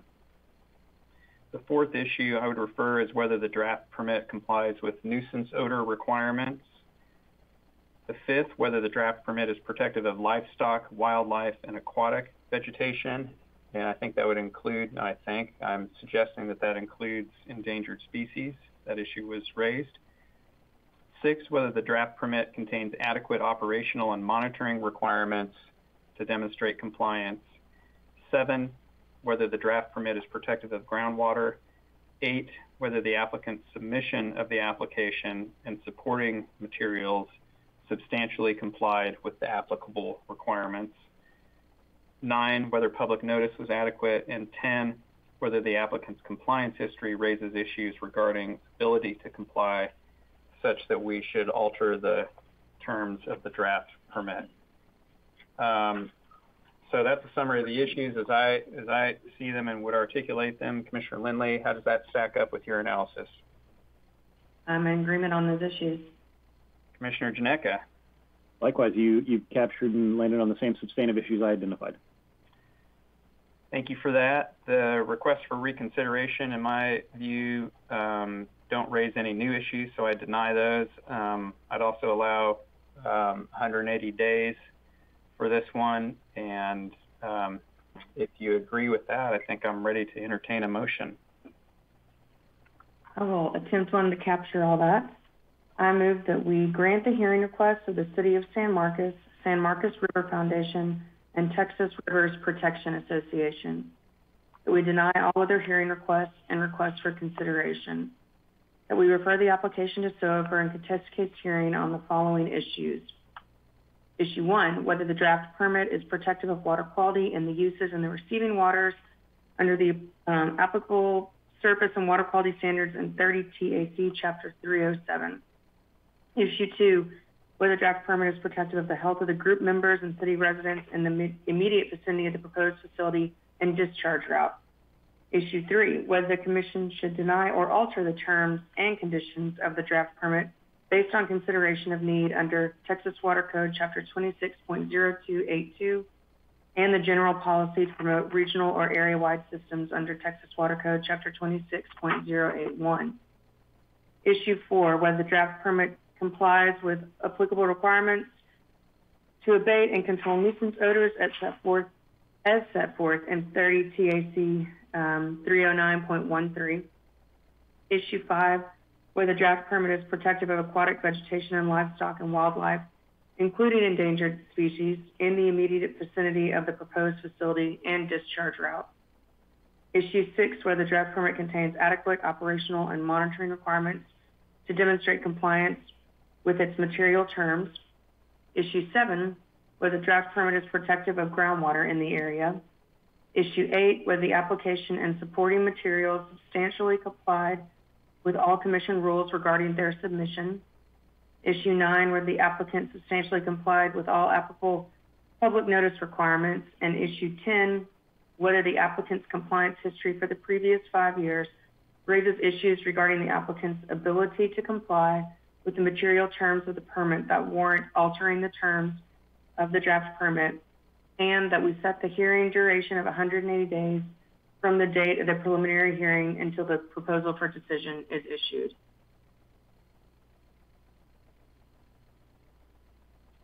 Do I hear a second? I second that motion. All right. Motion has been made. The motion has been seconded. Commissioner Lindley, how do you vote? Aye. Commissioner Janeka, how do you vote? Aye. I also vote aye. The motion carries. Ms. Smith, please call the next item. Item number 5 is consideration of the motion to overturn filed by Dirk and Shauna DeBoer concerning the executive director's decision to reject the application by Dirk and Shauna DeBoer for the renewal of PFG 921433. OGC's agenda setting letter notified the parties that oral presentations would be limited to 5 minutes each for the movement, the ED, and OPIC, excluding time for answering questions. The movements may save part of their time for rebuttal as the movements bear the burden of proof on this motion. Thank you, Ms. Smith. And I haven't seen, and maybe I haven't received the email yet, but I haven't seen that the movements have registered yet. Is there anybody here to represent the DeBoers who's on the line? Yes, sir, Your Honor. Russell King on behalf of Dirk and Shauna DeBoer. Yeah, good afternoon, Mr. King. Thank you. Go ahead, sir. Very briefly, this involves the denial of a renewal of an application for a CAFO permit. And the basis for the denial of the renewal was unpaid fees and penalties related to another facility that the applicants operated in the late 1990s. Our opinion is that it was error for them to deny the renewal of the permit because the permit of the fees and penalties were discharged in a bankruptcy proceeding and therefore qualify for the bankruptcy exception to the TCEQ protocols requiring payment of any all fees and penalties, whether for the facility or other facilities. In the reply that we provided, we cite the commission to the seminal case in regard to this, which is In re Stone, which stands for the proposition that a discharge will cover debts even if a creditor was not scheduled in the bankruptcy in circumstances where there was no distribution to unsecured creditors, and therefore there was no prejudice to the creditor by not being scheduled in the bankruptcy schedules. Because of the length of time from this bankruptcy to the present, some of the documents were not available to us, and therefore we couldn't show that TCEQ was scheduled as a creditor in the bankruptcy. And I would point out for the commission that in our reply, I think we admitted we had a grammatical error where we said that TCEQ was listed as a creditor, and I don't know that to be a fact. But regardless of whether they were scheduled or not, under the provisions of the Stone case, the discharge of the debtors in 1999 covered the fees and penalties that are sought to be collected and form the basis for the denial of the renewal of the permit application. So the applicants would request that the commission overturn the decision of the executive director and send this case back to the executive director with instruction to approve the permit application. Thank you, Mr. King. Colleagues, any questions for Mr. King? No questions for me, thanks. All right, I see no questions. Let's hear next from the executive director. Good afternoon, Chairman, Commissioners, General Counsel, and Public Interest Counsel. On behalf of the Executive Director, my name is Michael Parr of the Environmental Law Division. With me on the line today is Barbara Watson of the Bankruptcy Program and Catherine McKenzie of the Water Quality Division. The Executive Director respectfully requests the Commissioners deny the motion to overturn because the decision denying an application for non-payment of fees is consistent with the Executive Director's authority as described in 30 TAC Section 205.4C2E(i), which requires the Executive Director to deny an authorization under an existing general permit if the discharger or facility has failed to pay any portion of an Executive Director assessed fee or charge. The Executive Director's position is that unpaid fees or charges are the sole responsibility of applicants. In the matter before you, the ED's decision was reasonable while consistent with TCEQ rules, policies, and procedures because the fees and charges were appropriately assessed by the Executive Director, remain unpaid, and were not discharged in bankruptcy. Additionally, the Executive Director has consistently maintained through invoices, letters, and official responses that the individual discharge permit issued to move-ins on July 3, 1995 was fully issued. The first two water quality fees were assessed in October of 1995 and 1996, and move-ins have stated in correspondence with the TCEQ that the facility was operating at least until 1997. The first compliance investigation was conducted in September 1996 by staff from TCEQ's DFW regional office. who noted that the facility had recently been constructed and was in operation. The investigators left with Movens a report on how to come into compliance with the permit they had been issued, which, if out of compliance, may expose Movens to liability and enforcement. The Financial Administration Division of the TCEQ continued to assess fees on Movens according to its policies and protocols because Movens never canceled the 1995 individual permit, nor informed the TCEQ of the bankruptcy. When Movens filed the renewal application that was denied in December of 2020, it was the first application for capital general permit TXG 921433 received by the TCEQ since Movens had changed the ownership and name on the general permit to their names. Therefore, the ED's discovery of unpaid fees during the administrative review of the renewal application was routine. With regards to the bankruptcy that began in February of 1996, the ED's position is that the fees assessed on Movens were not discharged in bankruptcy. Debts assessed on a debtor who fails to follow bankruptcy law by not giving all creditors notice of the bankruptcy proceedings so that creditors can participate in the proceedings are not discharged in bankruptcy. Based on available documentation, it appears Movens have failed to follow bankruptcy law by not notifying the TCEQ of the bankruptcy, even though they had the opportunity to do so during the 1996 September site inspection. Movens urged the Commission to consider all unpaid debts owed to the TCEQ discharged in bankruptcy. As Mr. King talked about earlier, Movens cite case law of In re Stone that in limited circumstances, pre-bankruptcy debts can be discharged.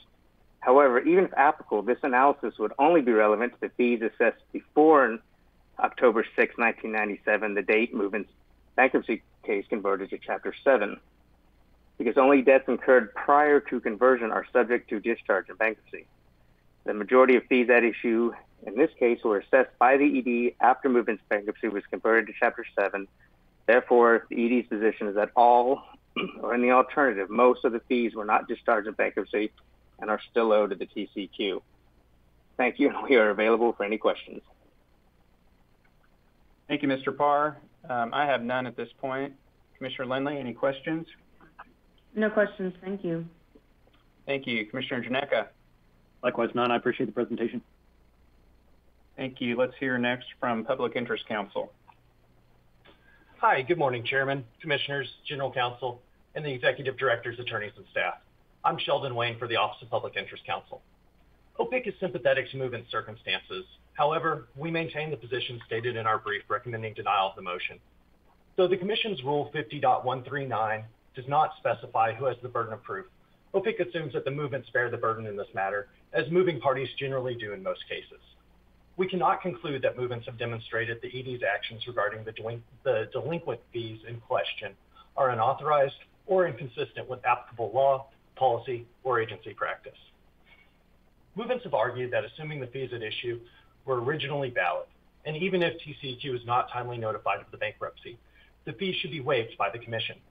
OPIC interprets Movements' written arguments to contend that the fees should be considered either discharged or dischargeable, because a bankruptcy court employing an equitable multi-factor test would conclude that the fees are dischargeable. However, OPIC's understanding is that the fees have not been discharged by a bankruptcy court.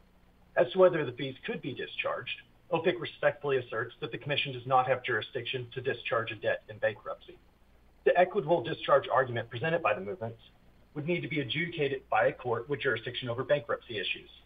Based on this reasoning, OPIC concludes the delinquent fees were an appropriate consideration for the Executive Director during staff's review of movements application. With all that said, though we can't conclude that the Commission has authority to discharge a debt in bankruptcy, Commissioners, we do recognize that you have great latitude to consider all equitable arguments stated in the motion to overturn and its timely filed reply, and to grant any relief that you deem appropriate. As for OPIC, however, we recommend denial of the motion after reading the Executive Director's actions to be consistent with applicable law and TCEQ policy and practice, especially considering the Executive Director's many efforts in reaching out to the movements to prepare, to offer payment plans and to seek resolution of this dispute. Thank you, and I'm available for any questions. Thank you, Mr. Wayne. I have none. Colleagues, any questions for Mr. Wayne? No questions. None. Thank you. Thank you. Mr. King, you have, let's see, about 2.5 minutes for rebuttal. You may use any portion of that you like. I do have a question for you that you could include in your rebuttal or tack on to the end of your rebuttal if you like, and that is to get your reaction on to Mr. Parr's argument about the timing of the discharge in relation to when these fees occurred and what that means for whether they were discharged or dischargeable. And go ahead when you're ready. My response would be that the fees would be dischargeable in the bankruptcy, and in fact were discharged in the covered by the discharge in the bankruptcy. Most of the fees occurred prior to the bankruptcy filing, and the bulk of them are simply, the remainder of them are fees that were tacked on, late fees and penalties for not paying timely. And so they would relate back to the initial accrual of the fees. I would just reiterate that under bankruptcy law, the key question as to whether a non-scheduled debt is covered by a discharge or not is whether there was a distribution to similarly situated creditors. In this case, the fees would have been general unsecured claims, and in this case, as is demonstrated in the distribution report that was attached to our reply, there was no distribution to unsecured creditors, and therefore, assuming that TCEQ was not listed as a creditor, if they had been listed as a creditor, the debt would have been discharged in the bankruptcy by the order of discharge that was entered in 1999. And for that reason, I believe that this case falls within the bankruptcy exception to the protocols regarding payment of delinquent fees and penalties. Thank you, Mr. King. I appreciate that explanation. Colleagues, any questions for Mr. King? Commissioner Lindley? No, thank you. Commissioner Janecka? None. Thanks. Thank you. Colleagues, here's my take. Rejecting the renewal of a general permit is a very big stick, and as a policy matter, the agency sometimes needs to wield a big stick in order to leverage compliance or the payment of fees that are owed. But of course, we've got to wield that stick carefully. And this particular case has a very long history to it. I think that the board's recollection or understanding of many of the facts are inconsistent with what the agency has documented in terms of whether a permit was issued and so forth. And I can certainly understand how staff might view the DeBoers as being recalcitrant in addressing the fees that they owe. And I don't fault staff for following agency policy and withholding the renewal here. At the same time, I can understand why the DeBoers believe that these fees were discharged in their bankruptcy, and whether the fees were in fact discharged, I don't think it's quite as clear-cut as Mr. King outlines, but I think he raises relevant law and some relevant facts, including the fact that there was no distribution to similarly situated creditors. So in my mind, it remains an open question legally, and it's a question that would belong in bankruptcy court or could belong in bankruptcy court. But imagining the perspective of the bankruptcy court and looking at the law, I think the more compelling arguments, and I should say both the legal arguments but also the equitable arguments, are that the debt was discharged despite the lack of notice, and that TCEQ should grant the renewal. So I don't think it's smart for the agency to wield this big stick of non-renewal and throw more time and effort into a doubtful claim in bankruptcy court. I just have to think that everyone in this case is better served if we don't force that question, and that we do go ahead and treat the fees as discharged, grant the motion to overturn, and return the application to the executive director to process the renewal. I'm reluctant to go against the good advice of our public interest counsel and our executive director, but just looking at this practically, I do think that's the best solution here. So that's my suggestion. I'm all ears to hear your ideas. Commissioner Lindley. Yeah, the thing initially that has bothered me through reading through this matter is that that the TCEQ wasn't listed as a creditor. I can't understand how the entity that issues the permit is then forgotten about. That just doesn't sit well with me. And so part of me thinks I don't want to give a permit to someone that just kind of forgets about us. However, I don't think the ED erred in all their initial filings. I think with the recent replies, with the recent bankruptcy court documents that were provided to us, that changes things. And the ED didn't have that information when he, made his decision not to issue the general permit. But we do have that information now, and it pains me to kind of agree with what you said, but I agree with what you said. I think that legally the law probably falls on their side, and pursuing something in bankruptcy court, if that would even be the appropriate venue, just doesn't seem practical. And so even though it doesn't really leave a good taste in my mouth, I do think with what's before us today, with the recent filings, that it is probably most appropriate to grant the motion to overturn. So I'll stop there. Thank you, Commissioner Lindley. Commissioner Ginecco, what's your take? I think both of you really are capturing my thoughts and some of the salient issues here. It appears in my viewing that there were many requests from our agency and responses that were given from the DeBoers verbally about the bankruptcy and about where we don't know that anymore, that just never saw the final important step, which was the actual legal documentation and recordation of that discharge of the debt in bankruptcy. I think at this point, Mr. Chairman, you captured very well the salient issues are. It's a very, it seems a disproportionately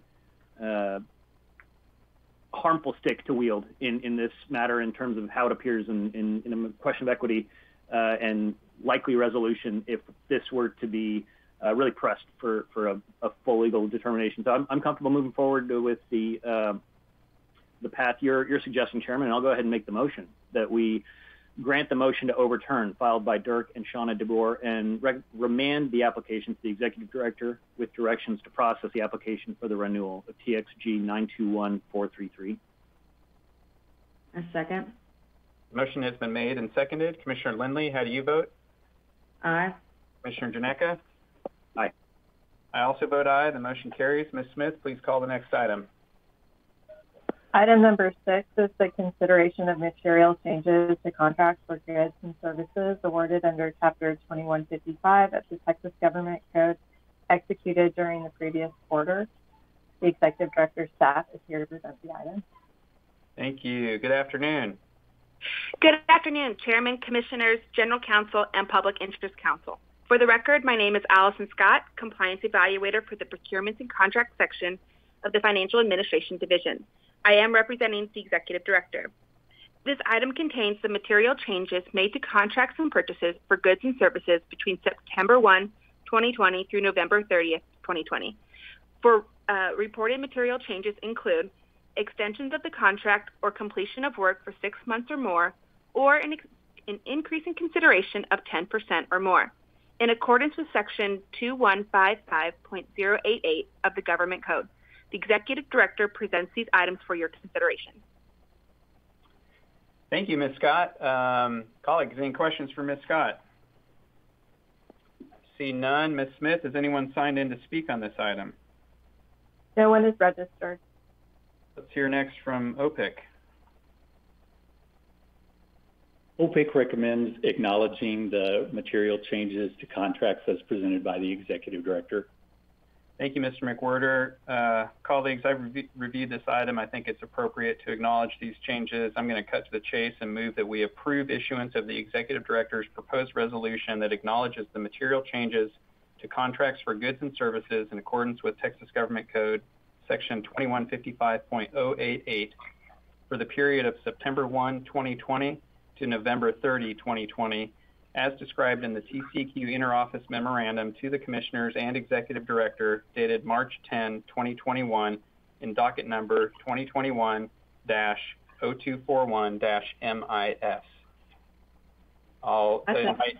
Thank you. I was going to invite comment or second. The motion has been made and seconded. Commissioner Lindley, how do you vote?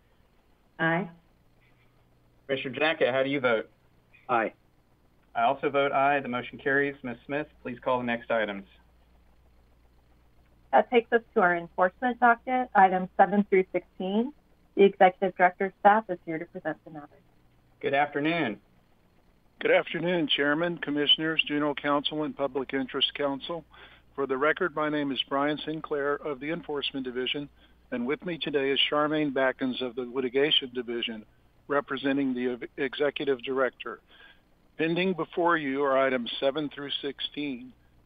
The total assessed administrative penalties are $467,721, with $80,004 deferred, $207,684 applied towards supplemental environmental projects, and $180,033 to general revenue.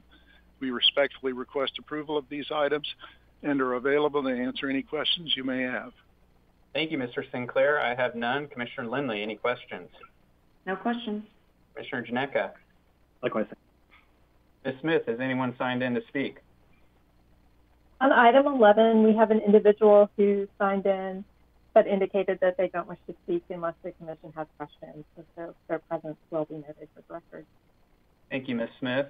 Mr. McWhorter, what are your thoughts on the docket? My office reviewed these items, and we recommend approval of the orders as presented by the Executive Director. Thank you. I agree. Colleagues, I think we're ready to entertain a motion. I would move that we adopt items 7 through 16 as recommended today by the Executive Director. I second the motion. The motion has been made and seconded. Commissioner Lindley, how do you vote? Aye. Commissioner Janeka? I saw your lips move, but I didn't hear you, just for the benefit of the Thank you, Chairman. Aye. I vote aye on that. Thanks. Okay. And I also vote aye. That makes 3 of us. The motion carries. Ms. Smith, please call the next item. Item number 17 is consideration for publication of and hearing on proposed new sections 39.426 and amendments to sections 39.405, 39.412, 39.418, 39.419, 39.432, 39.503, 39.602, 39.604, and 39.651, and also proposed amendments to sections 55.154, 156, 209, and 210, and corresponding revisions to the state implementation plan. The Executive Director's staff is here to present this item. Thank you, Ms. Smith. I understand we have Ms. Browning this afternoon. Are you there? I am here. Can you hear me? I can, loud and clear. Thank you. Go ahead. Okay. Good afternoon, Commissioners, General Counsel, and Public Interest Counsel. On behalf of the Executive Director, I am Amy Browning with the Environmental Law Division. With me is Adam Taylor, also with the Environmental Law Division. The proposed rulemaking would add new Section 39.426 and amend Sections 39.405, 39.412, 39.418, 39.419, 39.423, 39.503, 39.602, 39.604, and 39.651 of 30 Texas Administrative Code, Chapter 39, Public Notice, and Sections 55.154, 55.156, 55.209, and 55.210 of 30 TAC Chapter 55, Request for Reconsideration and Contested Case Hearings, Public Comment, and make corresponding revisions to the state implementation plan. The proposed rulemaking would extend requirements for alternative language notice to notices for public meetings and require that notice for air permit applications be mailed out by the Chief Clerk's office at least 30 calendar days prior to a public meeting. The proposed rulemaking would require the Executive Director to provide a response to comments in an alternative language when comments are received in an alternative language if the Executive Director determines that there is a need in the community for such a translation, or if one is requested by a local legislator. Additionally, when requests for contested case hearings are received in an alternative language, the proposed rulemaking would require the Executive Director, Office of Public Interest Counsel, and applicant to provide any responses in the alternative language. The proposed rulemaking would also require permit applicants to provide a brief, plain language summary of the proposed project. This summary will be translated and posted on the Commission's website when alternative language publication is required. Virtual public hearings are being offered on this proposal on April 20th and April 22nd, 2021. An interpreter will be available at these meetings. Staff respectfully recommends approval to propose the publication of and hearing on Chapter 39, Public Notice, and Chapter 55, Requests for Reconsideration and Contested Case Hearings, Public Comment. Staff also respectfully requests permission to make non-substantive revisions to comply with Texas Register requirements. Thank you. We are available to answer any questions.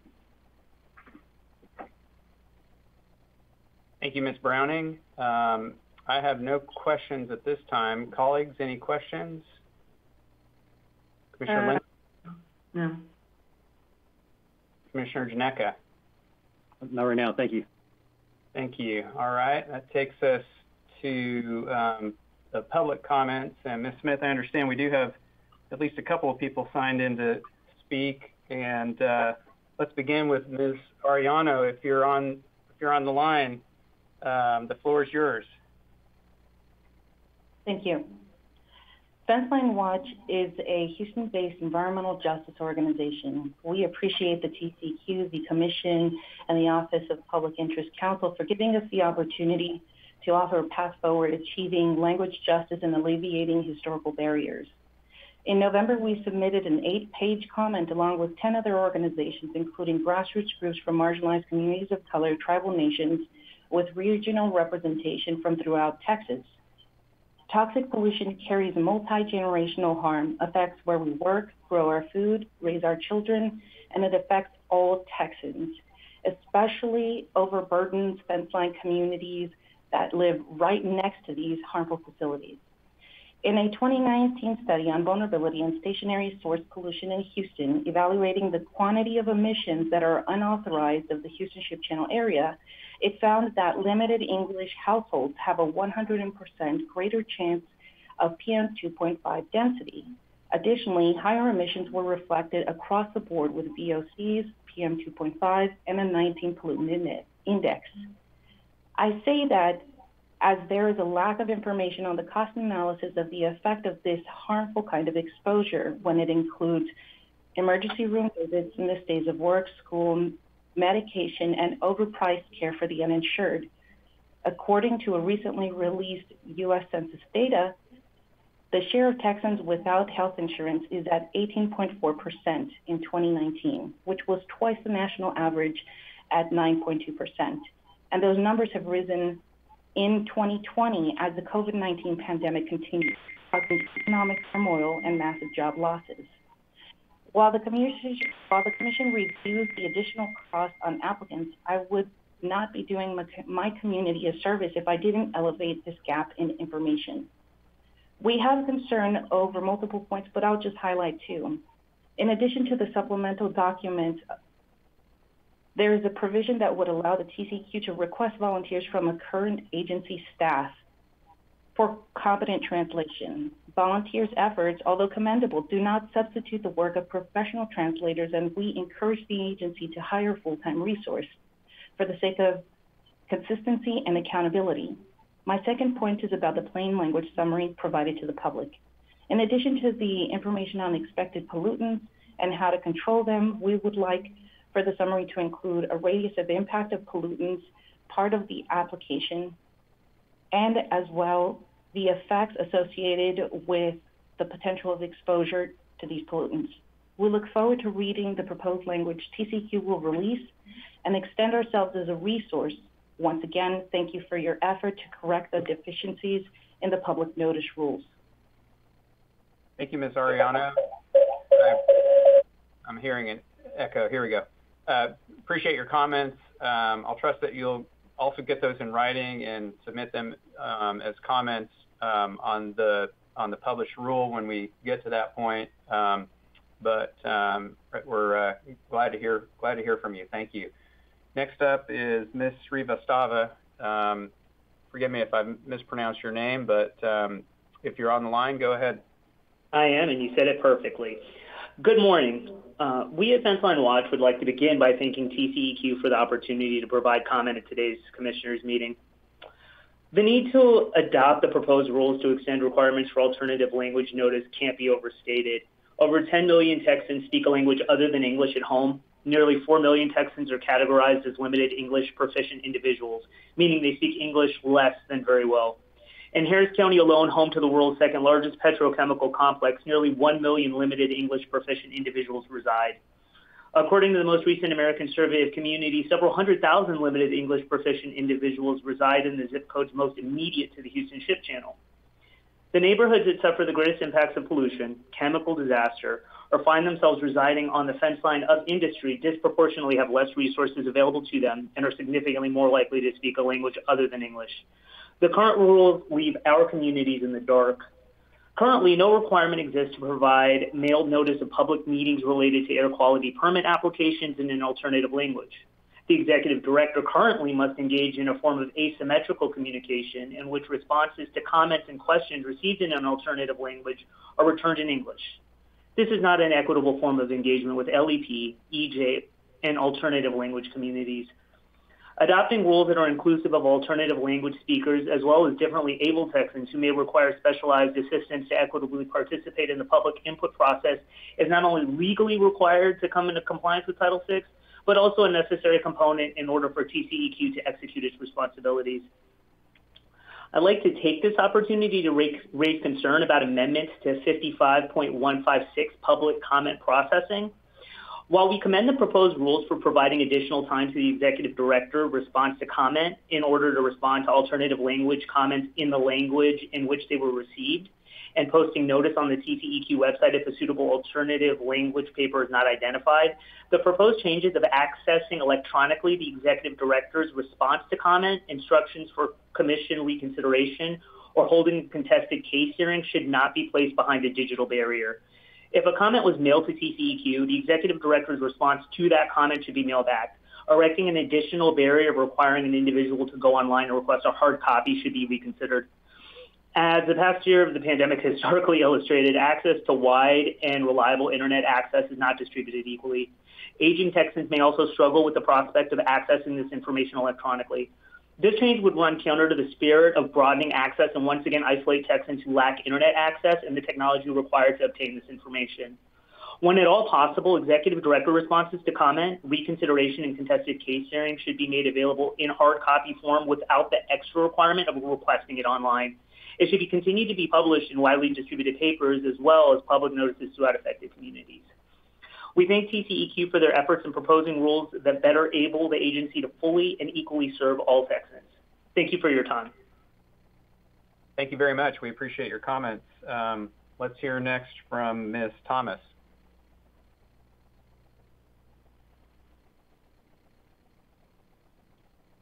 Ms. Thomas, I can't hear you. If you're on the line, you might double check your mute button.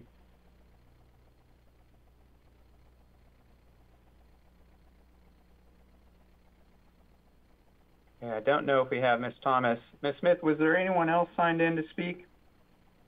Yes, Mr. Juan Paras. Oh, good afternoon, Juan. Mr. Paras, why don't you go ahead, sir? Okay, can you hear me? Loud and clear. Thank you. Okay, well, it's a pleasure to be here. My name is Juan Parras, and I am the Director of Texas Environmental Justice Advocacy Services. We are the organization, along with Sierra Club, that filed the initial lawsuit to address what we call language justice. And so what we're very concerned about for the last 20, 15 years, we've been doing environmental justice work. And we noticed that a lot of our communities do not participate because of either their limited English skills or their lack of information being received in their communities to address environmental issues or to speak on them. So we find it absolutely necessary that the most impacted communities, environmental justice, that are primarily low income and people of color, especially Latino communities, that in order to get them to participate fully in the American system of protest and questioning and petitioning, is to actually make that information available in the language that they speak. One of the things that we pointed out in this rulemaking is that the city of Houston, without anyone filing a lawsuit against the city of Houston, it translates most of their materials into 12 different languages already. And I think what it does, it recognizes the fact that our city of Houston is multiracial. It's got a lot of different languages here. And instead of being forced to translate into those languages, it automatically does that. And I think that as a state institution, this is a state. We are a state that is heavily populated with immigrants, first-generation immigrants. And again, we find that their participation in activities pertaining to the state or the nation or even local city politics is very. They don't get involved as much as we want them because of the language barriers. And in fact, in some schools, even this can even go as far as the schools. I remember growing up in Big Spring, Texas, and I wasn't very, I guess, proficient in the English language. And even in the first grade, they start separating students into, your language abilities. They'll put you. In fact, growing up, they would put us in what we back then called, they put you in the retarded section. That was common among us, because if you went to a class different than the English-speaking class, you were considered retarded and people made fun of you. So that systemic racism on language has been here for the longest. And as we move forward in our nation and address the huge populations of other languages that are spoken in our nation, I think that we have to try to accommodate them as much as possible to address the languages of those communities. So again, I'm not going to repeat what the other speakers said, but it's to the point that we need to be capable of addressing community needs and addressing them in a language that they feel comfortable with. Again, I'll go back to growing up. When we started going to, okay. Go ahead, Mr. Parras. You can finish your thought, please. What I was saying is, growing up to when I started the first grade, they separated us into who was, Spanish speaking and who just primarily spoke English, and it made you feel like you were inferior because we understood the language, but we had a difficult time, pronouncing some words, and in fact. It was like you need to speak English properly, if there's such a thing, because you have an accent. And they even put us in classes where they would try to get rid of our accents. So all this, if you have our experiences have been mistreated because of how you speak Spanish or what you understand it to be, it's complicated and it's humiliating for people to go. Growing up and say, well, look, you got a bad accent or we don't understand you. So these are very important issues, and I hope you address them and realize that we need to translate materials into Spanish and other prevalent languages. Thank you for your time. Mr. Parras, thank you very much. Appreciate your presentation. I got a note that Ms. Thomas will not be joining us. Ms. Smith, is there anyone else who has signed in to speak? We don't have anyone else registered. Thank you. Let's hear next from the Office of Public Interest Counsel. OPIC supports moving forward with publishing this rule proposal and seeking public comment. We want to acknowledge the petitioners who brought forward the issue of how language barriers can impede public participation, and also acknowledge the commissioners and the executive director for hearing their concerns and recognizing the agency can take steps to improve communications with communities often most impacted by permitting decisions. We'll be submitting written comments as we collect our thoughts on any areas of the rule that may benefit from changes or clarification as to the triggers for requiring alternative language documents, as well as issues regarding implementation that may be best considered during the comment period prior to adoption. Thank you. Thank you, Mr. McWhorter. Appreciate that. And I got a note that Ms. Thomas was, in fact, going to try to log back on. So, Ms. Thomas, are you there?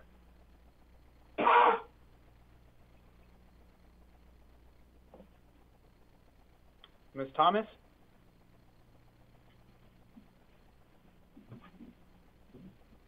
Ms. Thomas called back and said she's not going to be able to log on again. Okay.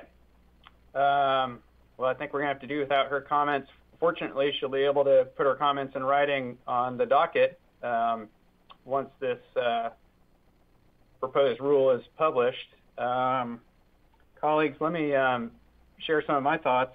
You know, we certainly want all Texans to access our agency's services, and language proficiency is a barrier to that.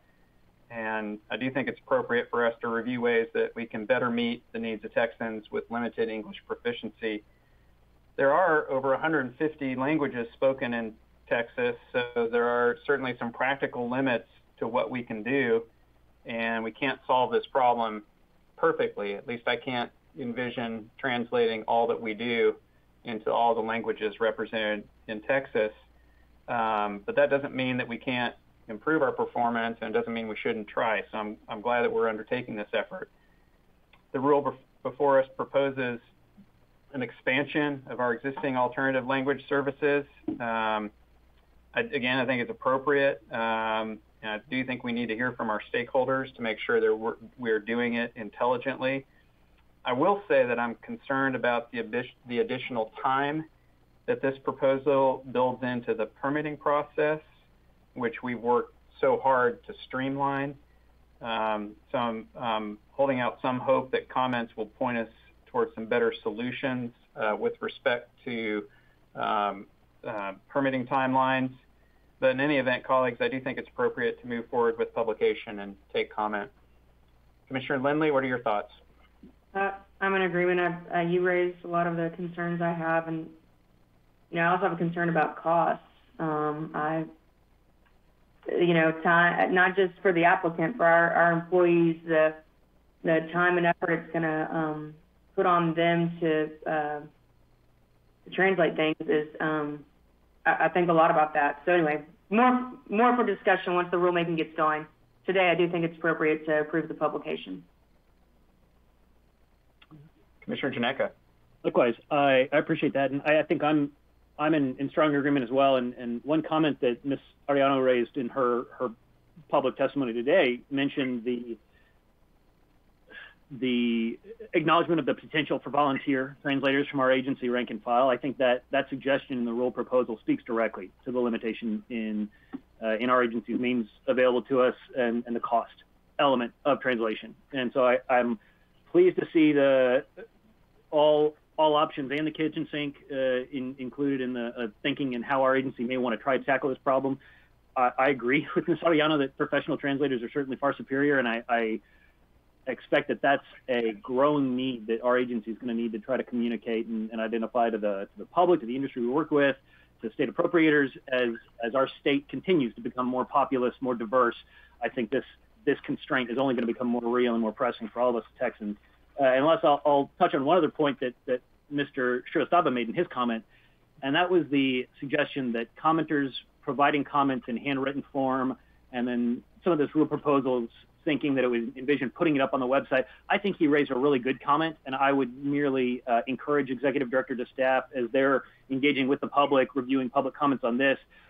please be mindful of that constraint. And if we can find it within our resources to hitting the lowest common denominator, putting all comments ultimately electronically available, I think that's a great new, very broad baseline that we've reached as an agency and in terms of communicating with our public in the current pandemic. But I think that if we do receive comments or requests or documents in writing, I hope the executive director staff will be sensitive to that concern from the public, that if we have commenters who are only able to make it up to the level of writing something on a piece of paper and sending it to our agency, that we don't then, in their eyes, close the door on them and say, thank you so much. Please go to your public library and find a way to log onto the internet and go to our website. Yeah, I appreciate the spirit of that concern. I think those are the only two things I'll add right now, and just look forward to seeing the public comments and suggestions on it. Commissioner Ginecka, thank you. Appreciate those comments.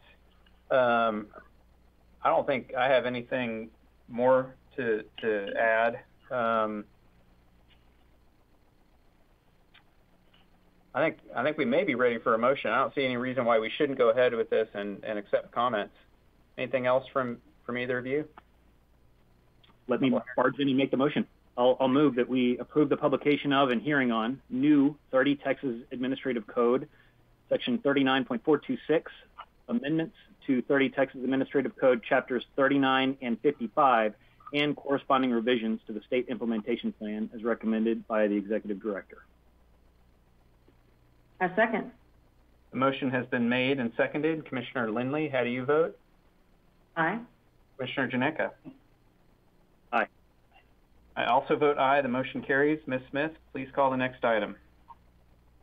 Chapter 18, item 18 is the consideration for adoption of the repeal of sections 328.203 and 328.204, and the simultaneous adoption of new sections 328.203 and 328.204 of 30 TAC Chapter 328, waste minimization and recycling. The Executive Director staff is here to present the item. Good afternoon. Good afternoon, Commissioners, General Counsel, and Public Interest Counsel. On behalf of the Executive Director, I am Kalen Room with the External Relations Division. With me is Kathy Humphreys with the Environmental Law Division. This adopted rulemaking will repeal Section 328.203 and Section 328.204 and simultaneously adopt new Section 328.203 and Section 328.204 of 30 TAC Chapter 328, Waste Minimization and Recycling. The proposed rules were published in the October 23, 2020 issue of the Texas Register. A virtual public hearing was held on November 17, 2020. The public comment period closed on November 24, 2020. The rule team received no public comments. Staff respectfully recommends adoption of this rulemaking. Staff also respectfully requests approval to make non-substantive revisions to comply with Texas Register requirements. Thank you. We're available to answer any questions. Thank you, Mr. Room. I have none. Looks like we may have lost Commissioner. Yeah, sorry, I had to turn off my. Oh, that's all right. So I had to run to. I don't have any questions. Great, Commissioner Ginecka. None here. Thanks. No questions. Ms. Smith, is there anyone signed in to speak on this item? No one is signed in. Thank you, Mr. McWhorter. What are your thoughts? OPIC recommends adoption of the repeal of Rules 30 TAC Section 328.203 and 328.204 and the adoption of the new Sections 328.203 and 328.204 as presented by the Executive Director. Thank you. Colleagues, this is a non-substantive revision which is being made at our request simply for clarity, and I'm going to go ahead and move that we adopt the proposed repeal of sections 328.203 and 328.204 and simultaneous proposal of new sections 328.203 and 328.204 of 30 Texas Administrative Code, Chapter 328, Waste Minimization and Recycling, as recommended by the Executive Director. I second the motion. The motion has been made and seconded. May I jump in for one moment and point out that you said adopt a simultaneous proposal, and perhaps that should be adopt the simultaneous adoption. Just to be clear, we're at adoption and not proposal. Oh, thank you for that. seem to have a typo in my notes.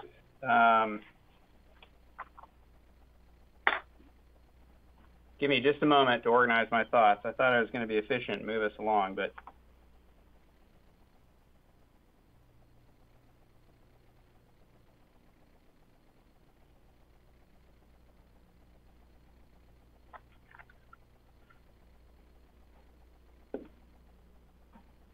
I'm going to take a short break here just to get my motion in order.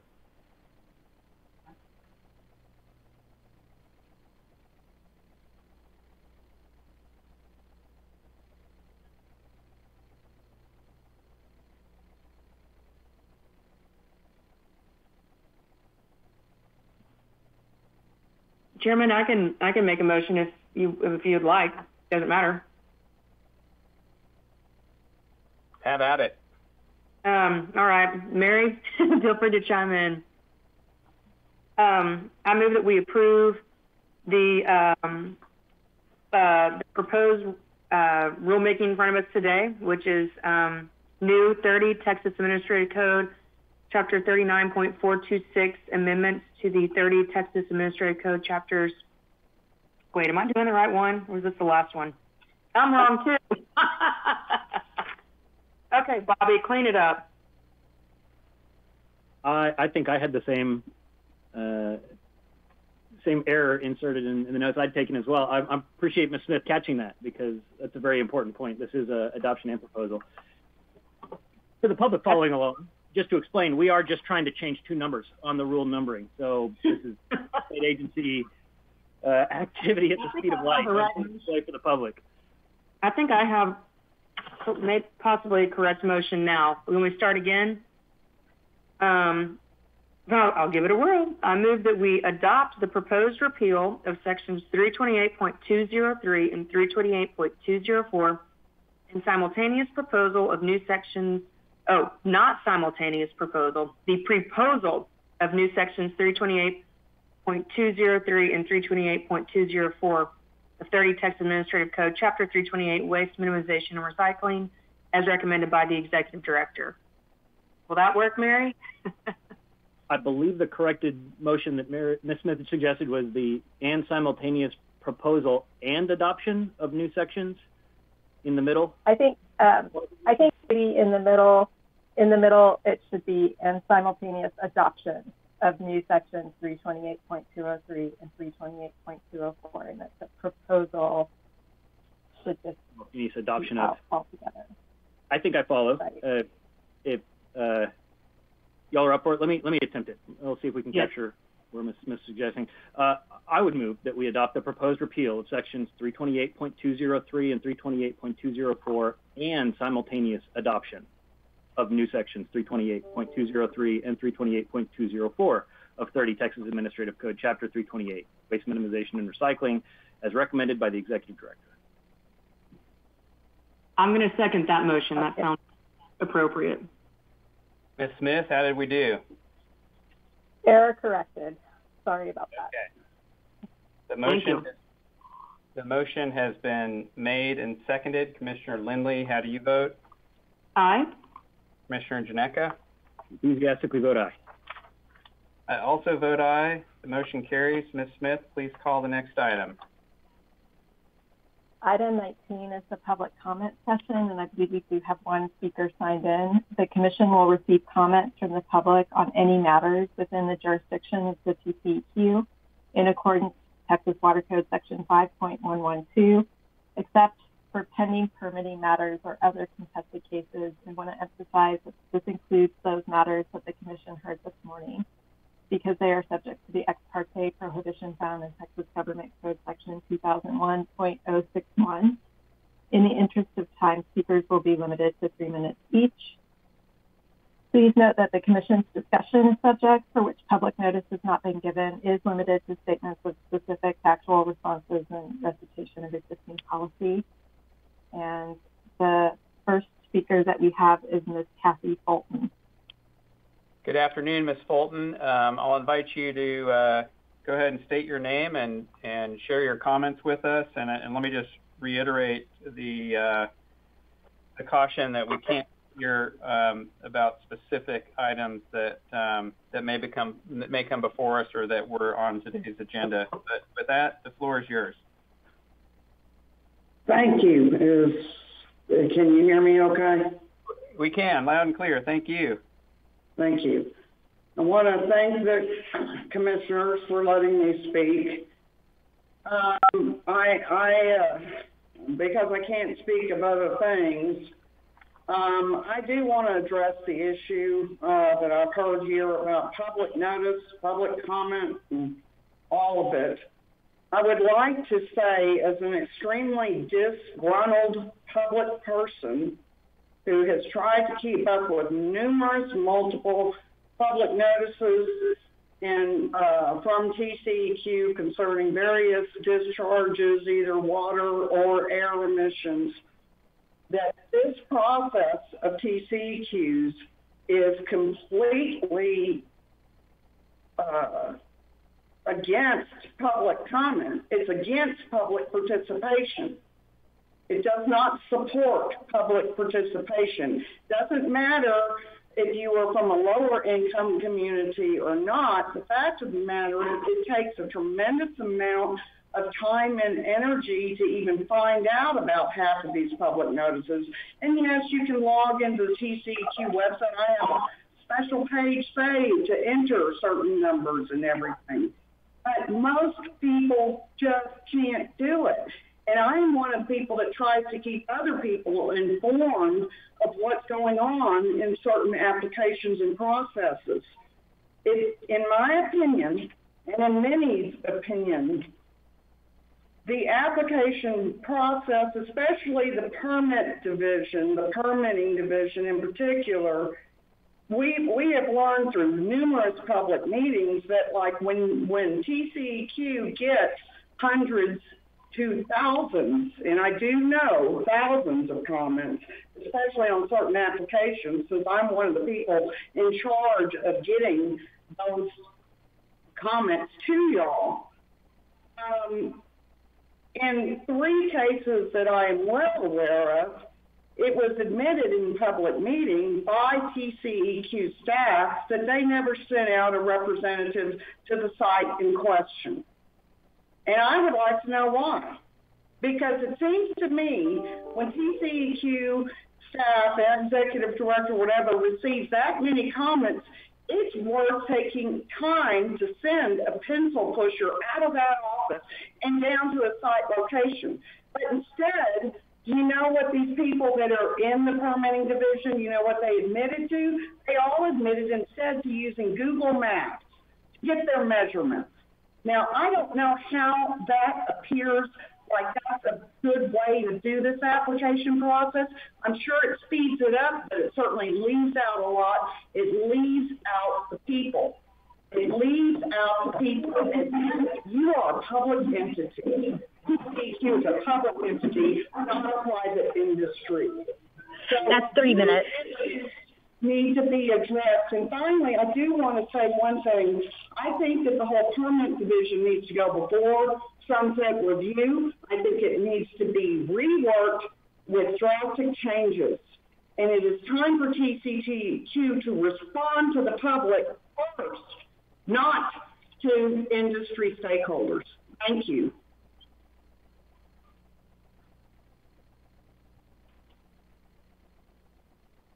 Thank you, Ms. Bolton. I appreciate you sharing your thoughts with us today.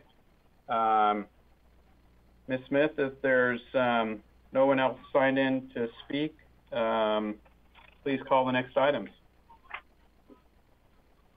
Items 20 through 23 are for closed session, and the Commission will not meet in closed session today.